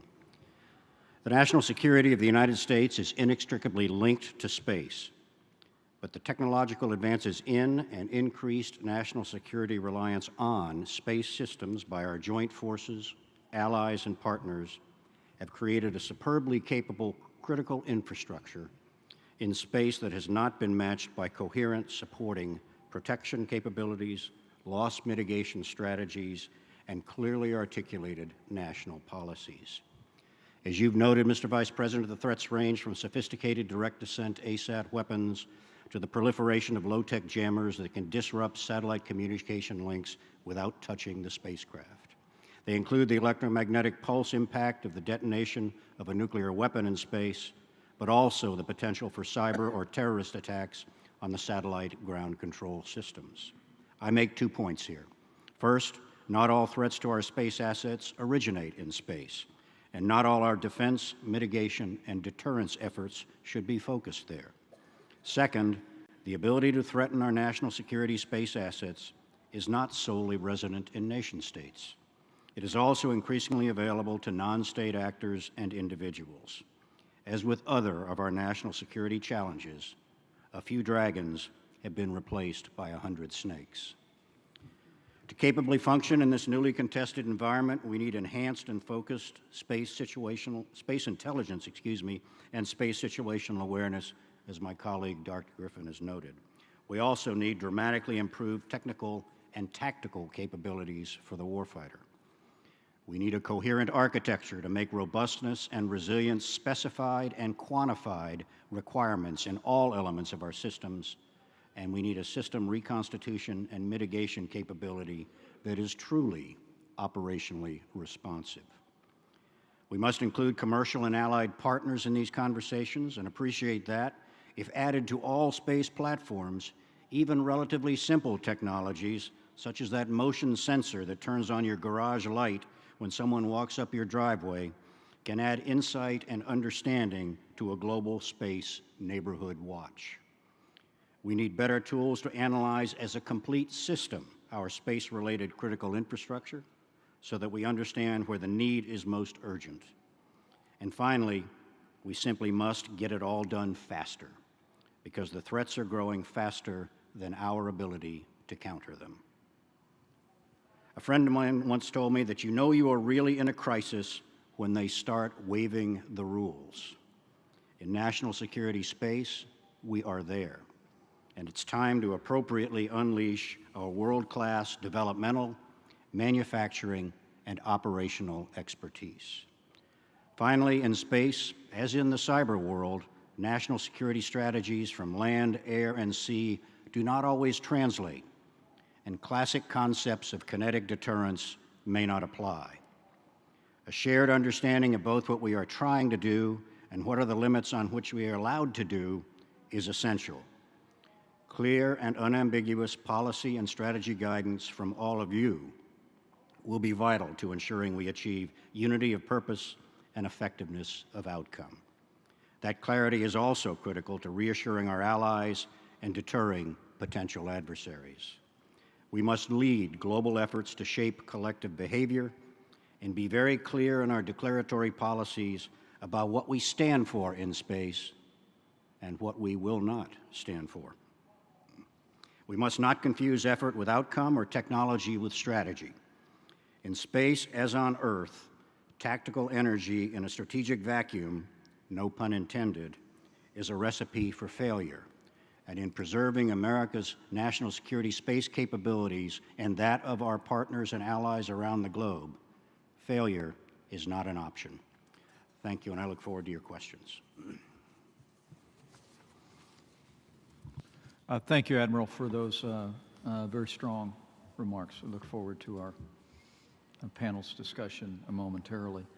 With that, the chair recognizes Colonel Pamela Melroy, who has a distinguished career as an Air Force test pilot, but also an astronaut who piloted the Discovery behind me in 2000 and was the commander of Discovery's mission in 2007. I think that's worth a round of applause. The applause is for Discovery. Thank you, Mr. Vice President. Good morning, Mr. Vice President, members of the National Space Council. Thank you for inviting me to speak to you today.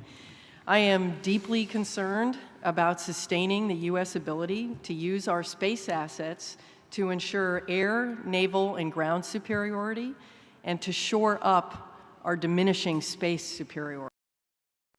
Speed, the tempo of decision and information, is the problem, because our adversaries have figured out how to move inside our military decision loop, and our existing precision kill chain is inadequate to address many new and pressing threats. You're going to hear me echo several comments made by Dr. Griffin and Admiral Ellis. I'm going to do a little bit of a dive into what I consider the two most pressing issues.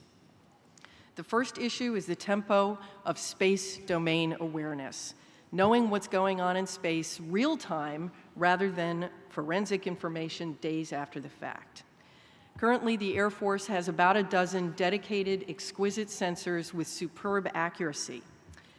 They're scattered widely, they can be affected by weather, and can only take periodic snapshots of objects in space. Hours and even days go by without updates to orbital locations. Today, there are emerging threats to our spacecraft that can maneuver in minutes and hours. The possibility of missing a dynamic threat to our spacecraft is unacceptable. We have to have more sensors to get more frequent updates, but these sensors don't have to be as precise and as expensive as our current sensors. The frequency of observations, combined with our current sensor data, makes up for the lack of precision. The proliferation of commercial space surveillance sensors is a potential fit for this need. The second area where increased tempo is needed is tactical intelligence to support the ability to find a target, track, and engage it, as well as to perform battle damage assessment, the entire kill chain. In recent decades, we've become expert at using air assets to supply information for our precision weapon systems. In the future, we can't assume a permissive operating environment for those air assets. Now, we do have truly magnificent space capability for strategic intelligence, critical for the planning, awareness, and attribution. However, this capability is spread very thin, cannot be redirected in short tactical timescales, and may now be held at risk.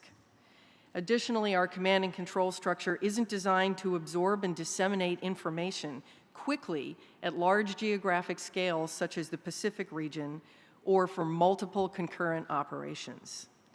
Enhancing our architecture with low-cost small satellite constellations can provide persistence and retasking on short timescales. These constellations should be under the direct control of the warfighter as tactical intelligence assets. These constellations must have collection algorithms, onboard processing, and dissemination of information directly to cockpits and ship bridges without humans in the loop, enabling us to compress that kill chain in a denied environment. Thank you, and I look forward to your questions. Thank you very much, Colonel, and to all the members of the panel. Before we get to members of the National Space Council, the chair would just pose a question, given each of your extraordinary background in this area with regard to national security and space. There's much talk, it seems, in the public about not wanting to militarize space, but is it accurate for the layperson to know that from the time Sputnik went up, we, to one degree or another, have militarized space, and that the question is whether we've weaponized space at this point, and I would just ask, given the testimony that we just heard and how our national security, as Admiral Ellis said, is inextricably linked to space, are our adversaries and potential adversaries moving toward weaponizing space in ways that should inform our development of national policy in space? You want to start? I guess I'll start. The choice as to whether or not to weaponize space is not one that we can make. We can only decide to match and raise our adversaries who are already weaponizing space. I would add that space was first weaponized during World War II with the German V-2 short-range ballistic missile. That horse is long out of the barn. Our best chance for avoiding future conflict in space, and frankly its collaterally related conflicts on Earth, is to be and to appear to be so strong that no one wishes to take us on. Admiral? Thank you, Mr. Vice President. I think as you know, there are parallels, historic perhaps, with the maritime domain. In virtually every arena in which the United States and before that, nations around the world operated and exerted influence has progressed through a series that moved from initially exploration and then commerce and ultimately potential conflict. We hope, as we all do, to avoid that conflict in space, but as I mentioned in my remarks, it's entirely appropriate that we appreciate the difference between militarization and weaponization. We understand the reliance, as you've heard from my colleagues here on the panel, that our national security architecture has on those space elements, and that we move effectively and with forethought to ensure that we are preserving those capabilities. So we in the military, as a retired guy, I think I'll still say that proudly, you have to deal with capabilities, not with intent. And the capabilities are well known.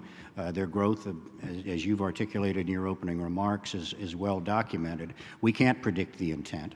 John F. Kennedy in 1962 said it's up to us to define whether the space domain becomes an ocean of peace, as he called it, or an area of conflict. We have that choice along with our allies, but deterrent concepts, understanding of what our policies are, and what, as I said in my remarks, what we stand for in space in terms of norms and acceptable behaviors, and what we simply will not stand for, is going to be an essential element of guaranteeing the continued access, not just for national security purposes, but as you've heard from the previous panels, for economic and research purposes as well. Thank you, Colonel. I think Dr. Griffin and Admiral Ellis have said quite clearly what I totally agree with, which is that this is not our choice. It's already happened. And I do want to add one comment about the critical nature of attribution. So attribution is important for a lot of different reasons.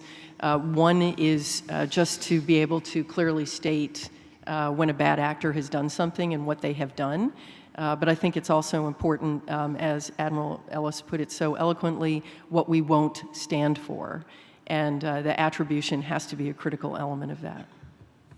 Thank you, Colonel. We have a number of members of the council that have questions, but I appreciate your candor and trust that I made clear the line between militarization and weaponization. But I find myself in strong agreement with each of your echo about thereby the importance of deterrence for keeping it an ocean of peace. The Director of National Intelligence, Dan Coates, recognized. Mr. Vice President, thank you. Particularly, of course, I've paid attention to every panel, but a particularly keen attention to what was just said with this panel. The intelligence community understands that our dominance in space relative to the intelligence that we need to keep America safe and informed, whether it's our fighters or whether it's our national assets, is of critical importance. The dominance that we've had in space has been at least on the way to being equaled, or perhaps equaled, by adversaries who wish to do us harm. And we have to recognize that as wonderful it is to hear about the vision in the future for space and what it can provide commercially, what it can provide for human exploration. We end up here sobered up by the fact that, like other innovations that have occurred, the internet and so forth, and all the blessings that it brings and all the optimism it brings about the future, it's a double-edged sword. There's a dark side. And there's a dark side to this, and that forces us to be prepared. And so I think one of the important things this council can do is to ensure that we achieve the dominance in space necessary for us to protect our people, to keep our adversaries in a position where they can't provide the dominance that could do us wrong. So the candor and means in which this part of this panel has brought, I think, is something that we need to focus on. Thank you, Director Coates. Any comments from the panel following the director's remarks? Before I recognize the Acting Director of Homeland Security, allow me another Indiana privilege by recognizing an astronaut who is with us today who spent 168 days in space, 4 missions, 41 hours of spacewalks, and he is the pride of his home state of Indiana. Astronaut David Wolf is with us today. Thank you, David.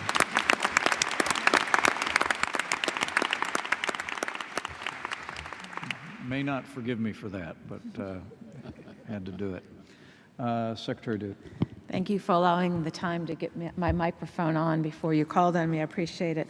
I definitely agree that we need a space strategy, a space security strategy. And I've heard 2 different things among the 3 panels. One is critical infrastructure in space. So we have commercial, we have a national defense, and it would almost argue for addressing some of the threats as critical infrastructure align with that. So in the commercial sector, we'd have to make sure we have cybersecurity and national defense, the resilience you talked about. But then someone, and I believe it was you, Admiral Ellis, mentioned space as critical infrastructure. If we take your recommendation for this strategy, should we be looking at space as a critical infrastructure and all the security needs we'd have it across the national defense, homeland security, and commercial? Do you have any recommendations? Well, I think you're exactly right, Madam Secretary. The reality is that in space, as in so many other domains, as Director Coates knows well, the line between what is a national security asset and what is a commercial asset has long been blurred. We rely very, very heavily in the military, in today's military, on commercial entities, and so that's the reason that the definition critical infrastructure writ large, it's inappropriate anymore to parse it out very narrowly on military only or national security only or intelligence community only capabilities, because we are reliant on that full range of capabilities as resident space, including commercial, in order to accomplish that mission. It's a complete system now and needs to be addressed as such, and that's why I use the critical infrastructure term and think that a strategy needs to be focused on how we can effectively secure that in its entirety, not just protect one element of it that may have a DoD or an intelligence community label. I'd like to echo that, and there's a piece of this that it's a systems engineering problem. So you've heard from 3 panels today. Each civil, commercial, and national security space are all inextricably linked together, particularly by this infrastructure, but also by other technologies. And when you stop and think about the number of ATM transactions that go through commercial geosatellites today, and ask yourself about critical infrastructure, you begin to see that it's not just a launch pad or other types of capabilities that are in that critical path. So from my perspective, it's very, very important that the strategy looks across all the domains and is an integrated systems engineering approach to what is the architecture of that infrastructure that we need, how will we support it, and if we make changes to what we're doing today in one area, how it affects all the other areas. I'd like to add a quick comment to put some numbers on what Admiral Ellis was talking about. 80% of our national security communications go via commercial satellite routes. If we were to lose that infrastructure, our national security communications would be greatly reduced in capability. When we talk about economic infrastructure, I don't think the general public realizes the extent to which the global positioning system's timing signal is critical for these ATM transactions and every other point of sale transaction conducted in the United States and throughout most of the world. I have to ask the question, to what extent do we believe that we have defended ourselves if an adversary can bring our economic system near collapse? We may not lose a single piece of hardware, but we're not functioning as a nation. Thank the panel. Thank you, Madam Secretary. Secretary of State Rex Tillerson. You've touched on a couple of areas that I think are really important, and I want to go a little deeper on them. We know that our adversaries are developing anti-satellite weapons, other capabilities to degrade our capabilities, both our military and our security capabilities, and impacts on commercial capabilities as well. And as you've pointed out, deterrence, having a strong posture has always been what has been reliable in the past. And much of that is built with allies and partners in the past. We have existing structures of alliances today. To what extent are they the proper platforms to build out these capabilities through allies and partners, whom also are developing certain capabilities in space themselves?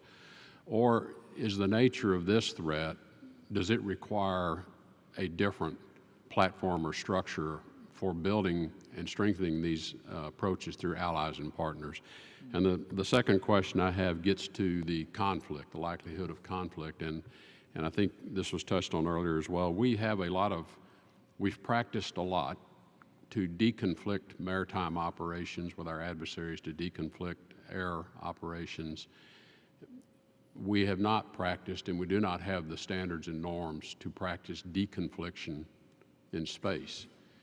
And do you have ideas about the ways to address that, and what are the norms that would be the basis for beginning to engage in deconfliction capabilities as well? So 2 separate but not unrelated questions. Well, I'll be glad to take the first shot at it. First, in interest of brevity, allies are absolutely essential in this effort going forward. If anything, even more so than the atmospheric and the maritime domain, space is a true global commons. And the number of participants that are involved actively in space with satellites and space programs of their own is well over 100 now. And so if we're talking about coming together and collective security, it makes great deal of sense to integrate those efforts and to have commonality when appropriate.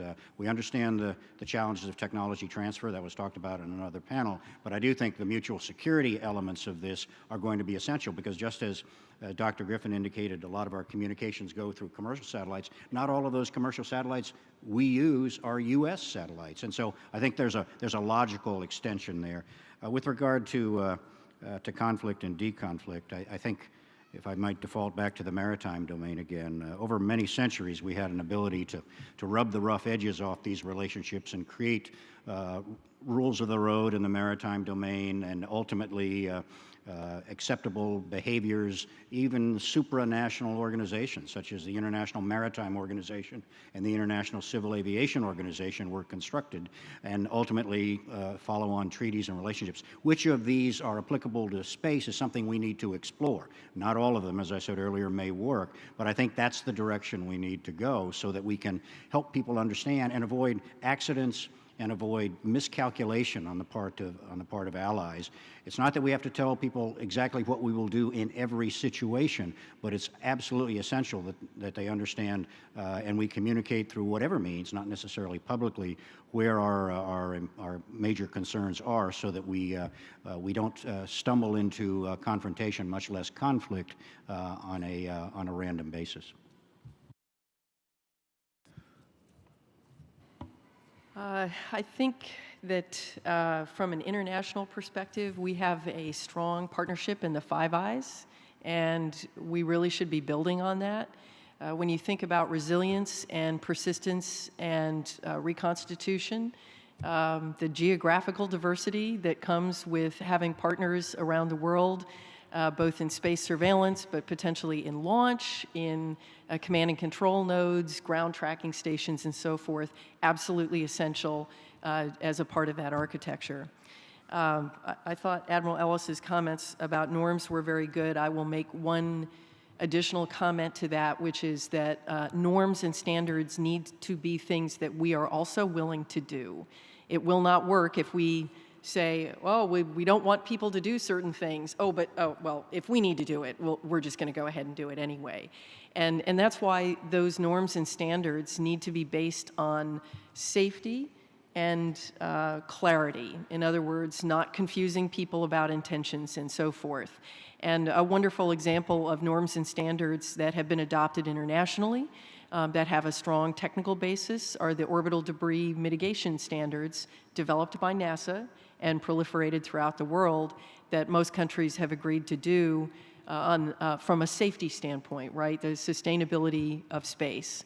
And so those norms and standards need to be based on practical safety and clarity as opposed to preferences and wishes. Thank you. The panel, Dr. Griffin, another thought on this. Just a quick comment. You asked about, Mr. Secretary, you asked about alliances. The United States is a great nation.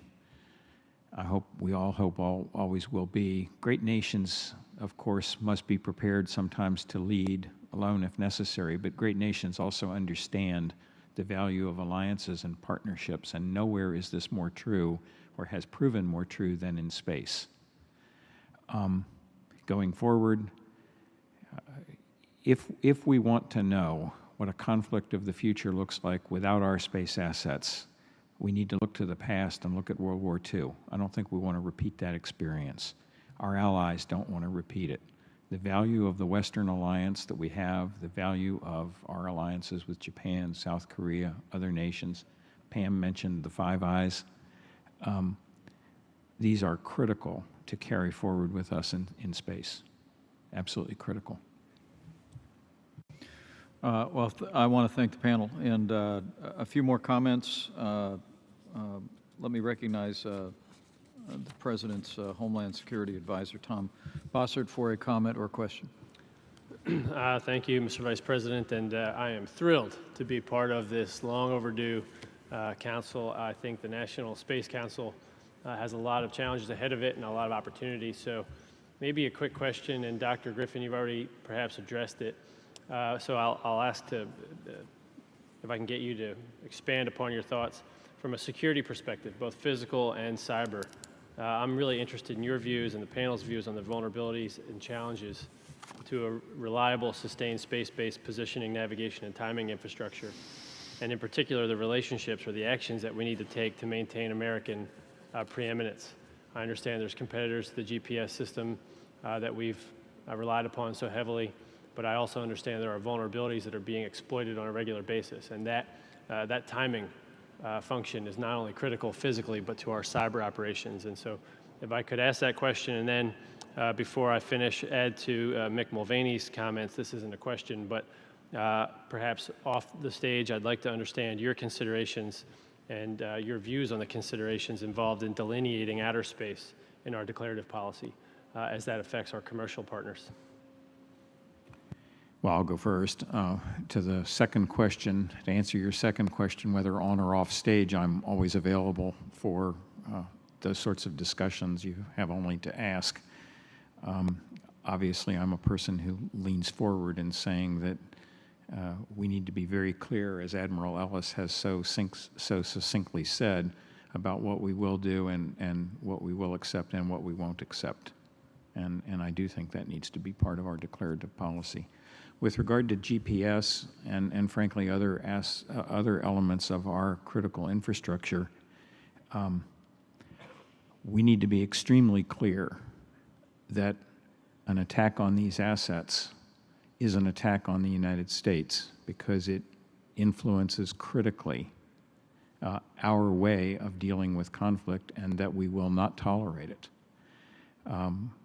GPS is vulnerable in a number of ways. I'm not going to go into those ways in this environment. We need to do everything we can to proliferate GPS-derived but GPS-independent methods of capturing and preserving our timing signals and our navigational information. We need to make it clear that we will protect our space assets, that we do not allow our adversaries an unfettered field of force application in space, that we choose not to be the first, but that we will assuredly be the last.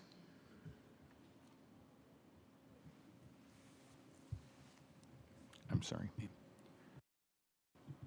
Well, thank you for the question. I echo Mike's comments on PNT and your understanding, certainly, Dr. Bossert. It's also worth noting that, you know, we've made great strides since GPS was first invented. It began as a transit system for the Navy years ago, and we worked through GPS 1, 2, and 3. And while we could all agree that we need to have that capability to move much more rapidly through that, there are opportunities to incrementally evolve our capabilities in space to ensure that continued access and security that we need to fully capitalize on. And as Mike has indicated, a lot of those elements are classified, but they're certainly doable. Secondly, with regard to the declaratory policy, you know, you can look back in history, and we've had declaratory policies, and declaratory doesn't mean necessarily in a public press release. We've let adversaries know, particularly in relation to elements of the nuclear command and control network, how we would view anything that disrupted or disturbed, much less destroyed those capabilities. And so there's a precedent for this kind of a communication once we decide exactly what that policy and strategy needs to be going forward. Colonel? Yes, I'd just like to add that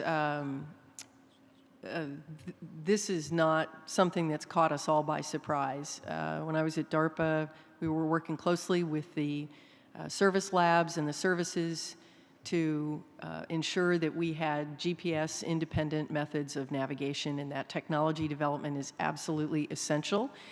Interestingly, you know, long-term, it can have a different technology benefit as we reach out into the solar system, where we will not have the benefit of GPS position information. So that's a very important technology development effort. But I'd like to reiterate exactly what Dr. Griffin said, because although we may have those capabilities for national security to be GPS independent, that is not the case for our economic environment here in the U.S. And of course, the economic health of the U.S. is a national security matter, and it will be years before any changes occur in that environment. They will change very slowly. There's tremendous commercial dependence on it. And so I agree with Dr. Griffin that an attack on GPS is an attack on the U.S. Thank you, panel, and thank you, Tom. We're going to recognize the Vice Chairman of the Joint Chiefs of Staff, General Paul Selva, and then the Deputy Secretary of Defense for some closing remarks before we hear from the National Security Advisor. General, you're recognized. Thank you, Mr. Vice President. Thank you to all of our panel members for taking your personal time to be here today to represent all three segments of our space architecture and infrastructure. And it occurs to me as I listen to all three panels, particularly this one, that command and control is inexorably linked to very elegant and timely, as you said, Pamela, space situational awareness. And I'd like to ask the panel, can you give us a couple of concrete near-term things you think we can do, not only to facilitate the command and control of commercial and civil space, but also to provide for the kind of space situational awareness that's necessary to enforce those norms and standards of safe behavior, as well as to attribute the kinds of attacks or interference with our systems that we might observe through that structure? I think this is a case where safety lies in numbers. I believe that the concept of a centralized command and control node, centralized observation points, is frankly as dead as the battleship after Pearl Harbor. Every node in our networks with today's information technology, every node can be a command and control node. We need to work out a strategy and a hierarchy for how such devolution would take place in the event of conflict, but the enemy should know that there is no central point of attack which could render us incapacitated. I'll stop there. Thank you, General. I echo Mike's comments, and I hope you didn't interpret my comments on the neighborhood watch and my opening statement as trivializing it. I believe that along the lines of Mike's conversation, in addition to command and control, each of these resources up there can be outfitted with a rudimentary sensor suite of some stripe that could then collectively feed this network and this awareness. We're belatedly, arguably, moving on a much more capable space fence. That ought to be just the first step in ensuring situational awareness. As you are fully aware, there are now commercial enterprises out there that can network ground-based systems of sensors to not with the same fidelity and accuracy of our national security resources, but certainly contribute information and insight to this. This is a collective effort. This is a team sport going forward. And by team, I don't just mean U.S. civilian, I mean allies and partners as well around the globe. And I think this is absolutely essential. Admiral Ellis is right. There have been tremendous advances in distributed sensor networks, where you have distributed sensors that all coordinate together, where the whole is greater than the sum of the parts, and that technology is widely available. As I talked about, there's some commercial sensors now for space surveillance, essentially academic telescopes, commercial telescopes, and radars. And this information is available today. It's being purchased by commercial entities, by the SDA. I think that's an immediate step that could be taken, would be to bring this data in. One of the biggest concerns about it is, how can you trust this data? Even today, there are analysts who look at all the data that comes in, even from our certified sensors, and analyze it to evaluate whether there's biases that are developing, whether weather is having a negative effect on the information that we're gathering. but that's pretty much a hand-done process. It takes about 4 or 5 days to really be sure how confident you are in the quality of what you're looking at. All of that can be automated relatively easily, and that's a very, very important aspect of it. When you get a new piece of information, you need to be able to tell immediately whether something actually just happened on orbit, or if one of your distributed sensors has been spoofed and is giving you incorrect information. And that is incredibly important. And it is possible to automate that.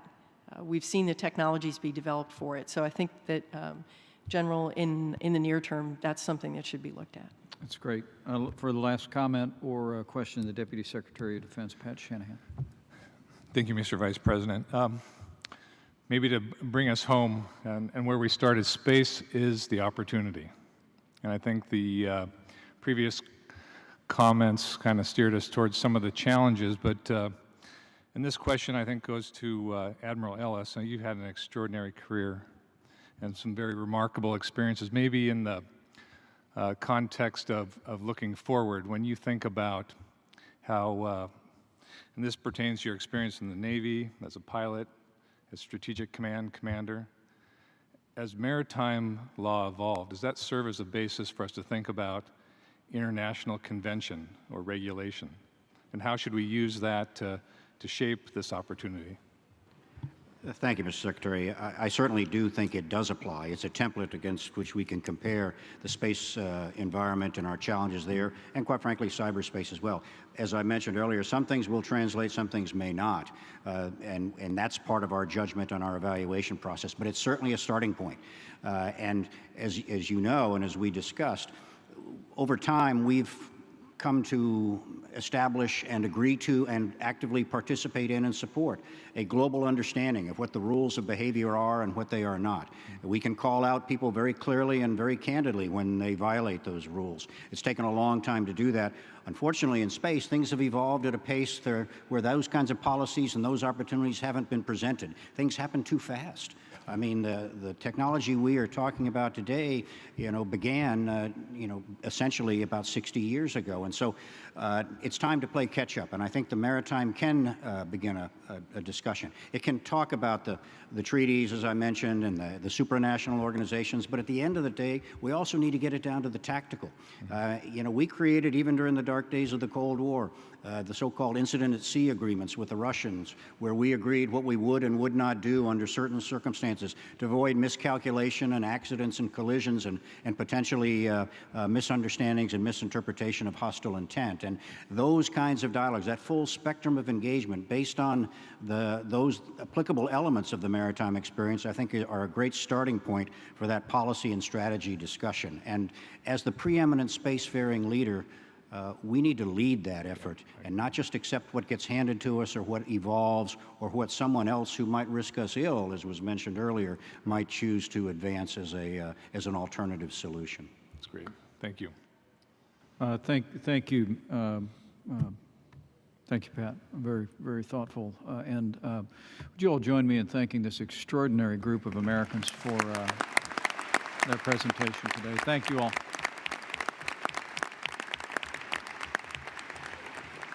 This has obviously been an enormously important discussion for our country, and one that we will continue on the National Space Council in appropriate settings.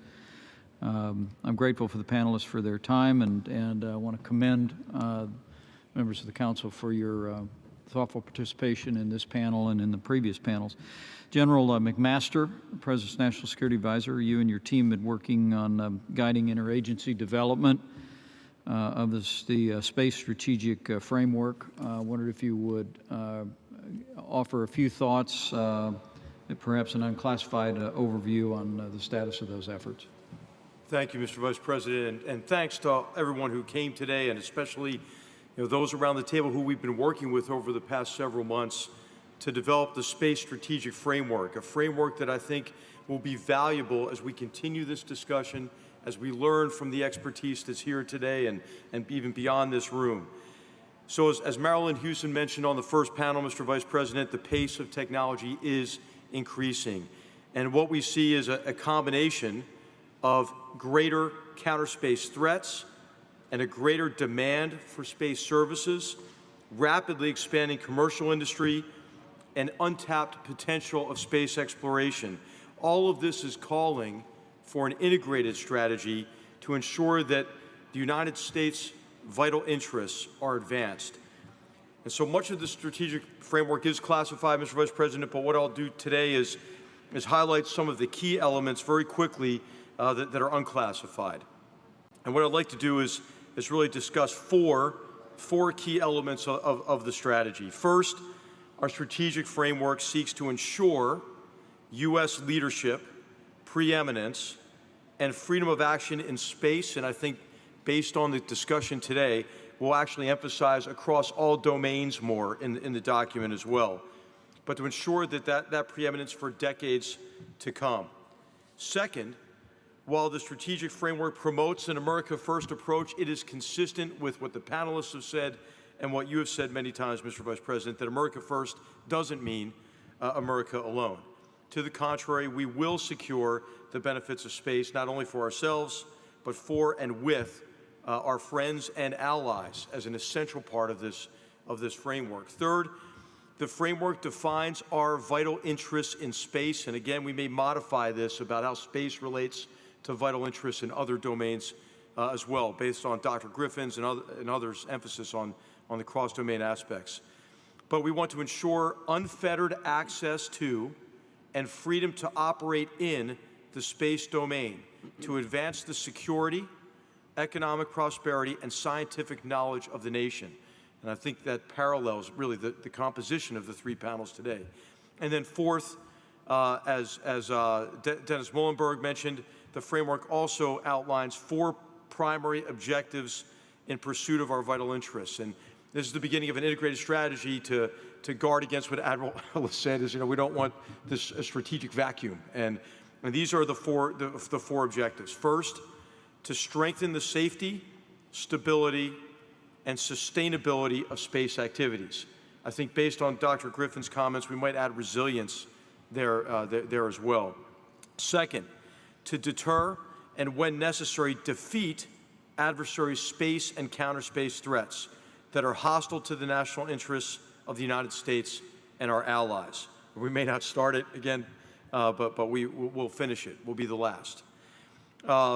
Consistent with what we've heard from the great panelists today, we will, as a third objective, partner with the U.S. commercial sector to ensure that American companies remain the leading providers of traditional and innovative space technologies, goods, and services on the international space market. And then the fourth objective, to maintain and extend U.S. human presence and robotic beyond Earth to transform knowledge of ourselves, our planet, our solar system, and the universe. And so, with your concurrence, Mr. Vice President, once you're able to review this, what we will do with your approval is we will now begin to flesh out this strategic framework. We'll identify, and we'll do this collaboratively with those who are here today and beyond, we'll identify the specific tasks, the resources, and the authorities required. We'll identify measures of effectiveness, and we'll do a periodic assessment of what we're doing. We're going to move out, Mr. Vice President, and as Admiral Ellis has said, as Colonel McElroy said, we have to emphasize speed and move out quickly. Thank you, Mr. Vice President. Well, thank you, General. And if there is no further comment from members of the Council regarding the strategy that General McMaster outlined, and hearing none, I would simply direct you to continue to work with other members of the Council and to develop an implementation plan for that framework over the next 45 days for presentation to President Trump for his approval. So we'll proceed on that basis, General. Thank you very much. We are at the end of this first meeting of the National Space Council. I want to thank each of the members of the Council and your staffs for what has been an enlightening and engaging dialogue and from where I'm sitting, and I trust where the President is sitting, a very good start on a new beginning for the National Space Council and for the development of renewed American energy in space exploration, both in the area of civil space exploration, commercial space exploration, and of course, our presence in space that contributes to our national security. Also, I want to thank our staff in particular, and you could stand while I say your name, Darius Meeks, who's our policy director, Scott Pace, who's leading National Space Council, Jared Stout, and the team. Thank you for pulling together a very successful day. I'm very pleased. Good job, guys.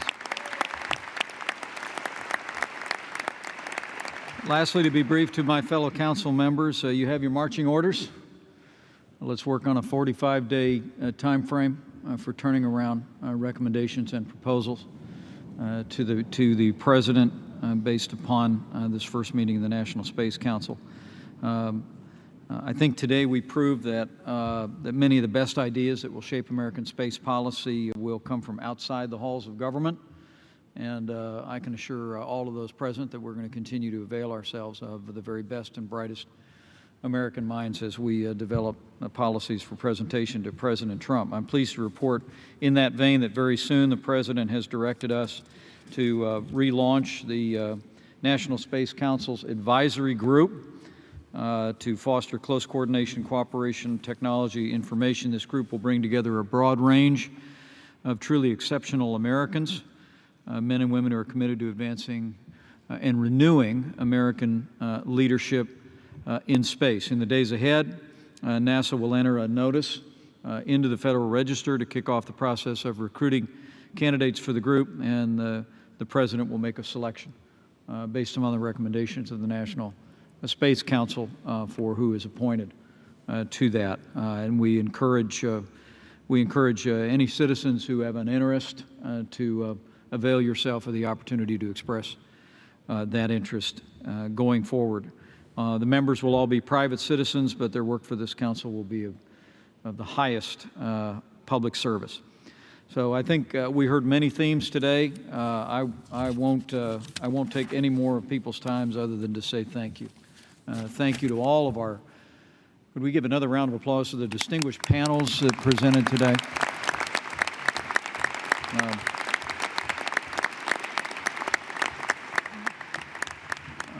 We're grateful for your time. I'm grateful for and inspired by your words and your leadership. I'm grateful for members of the National Space Council, cabinet members who are here. Thank you for making this a priority.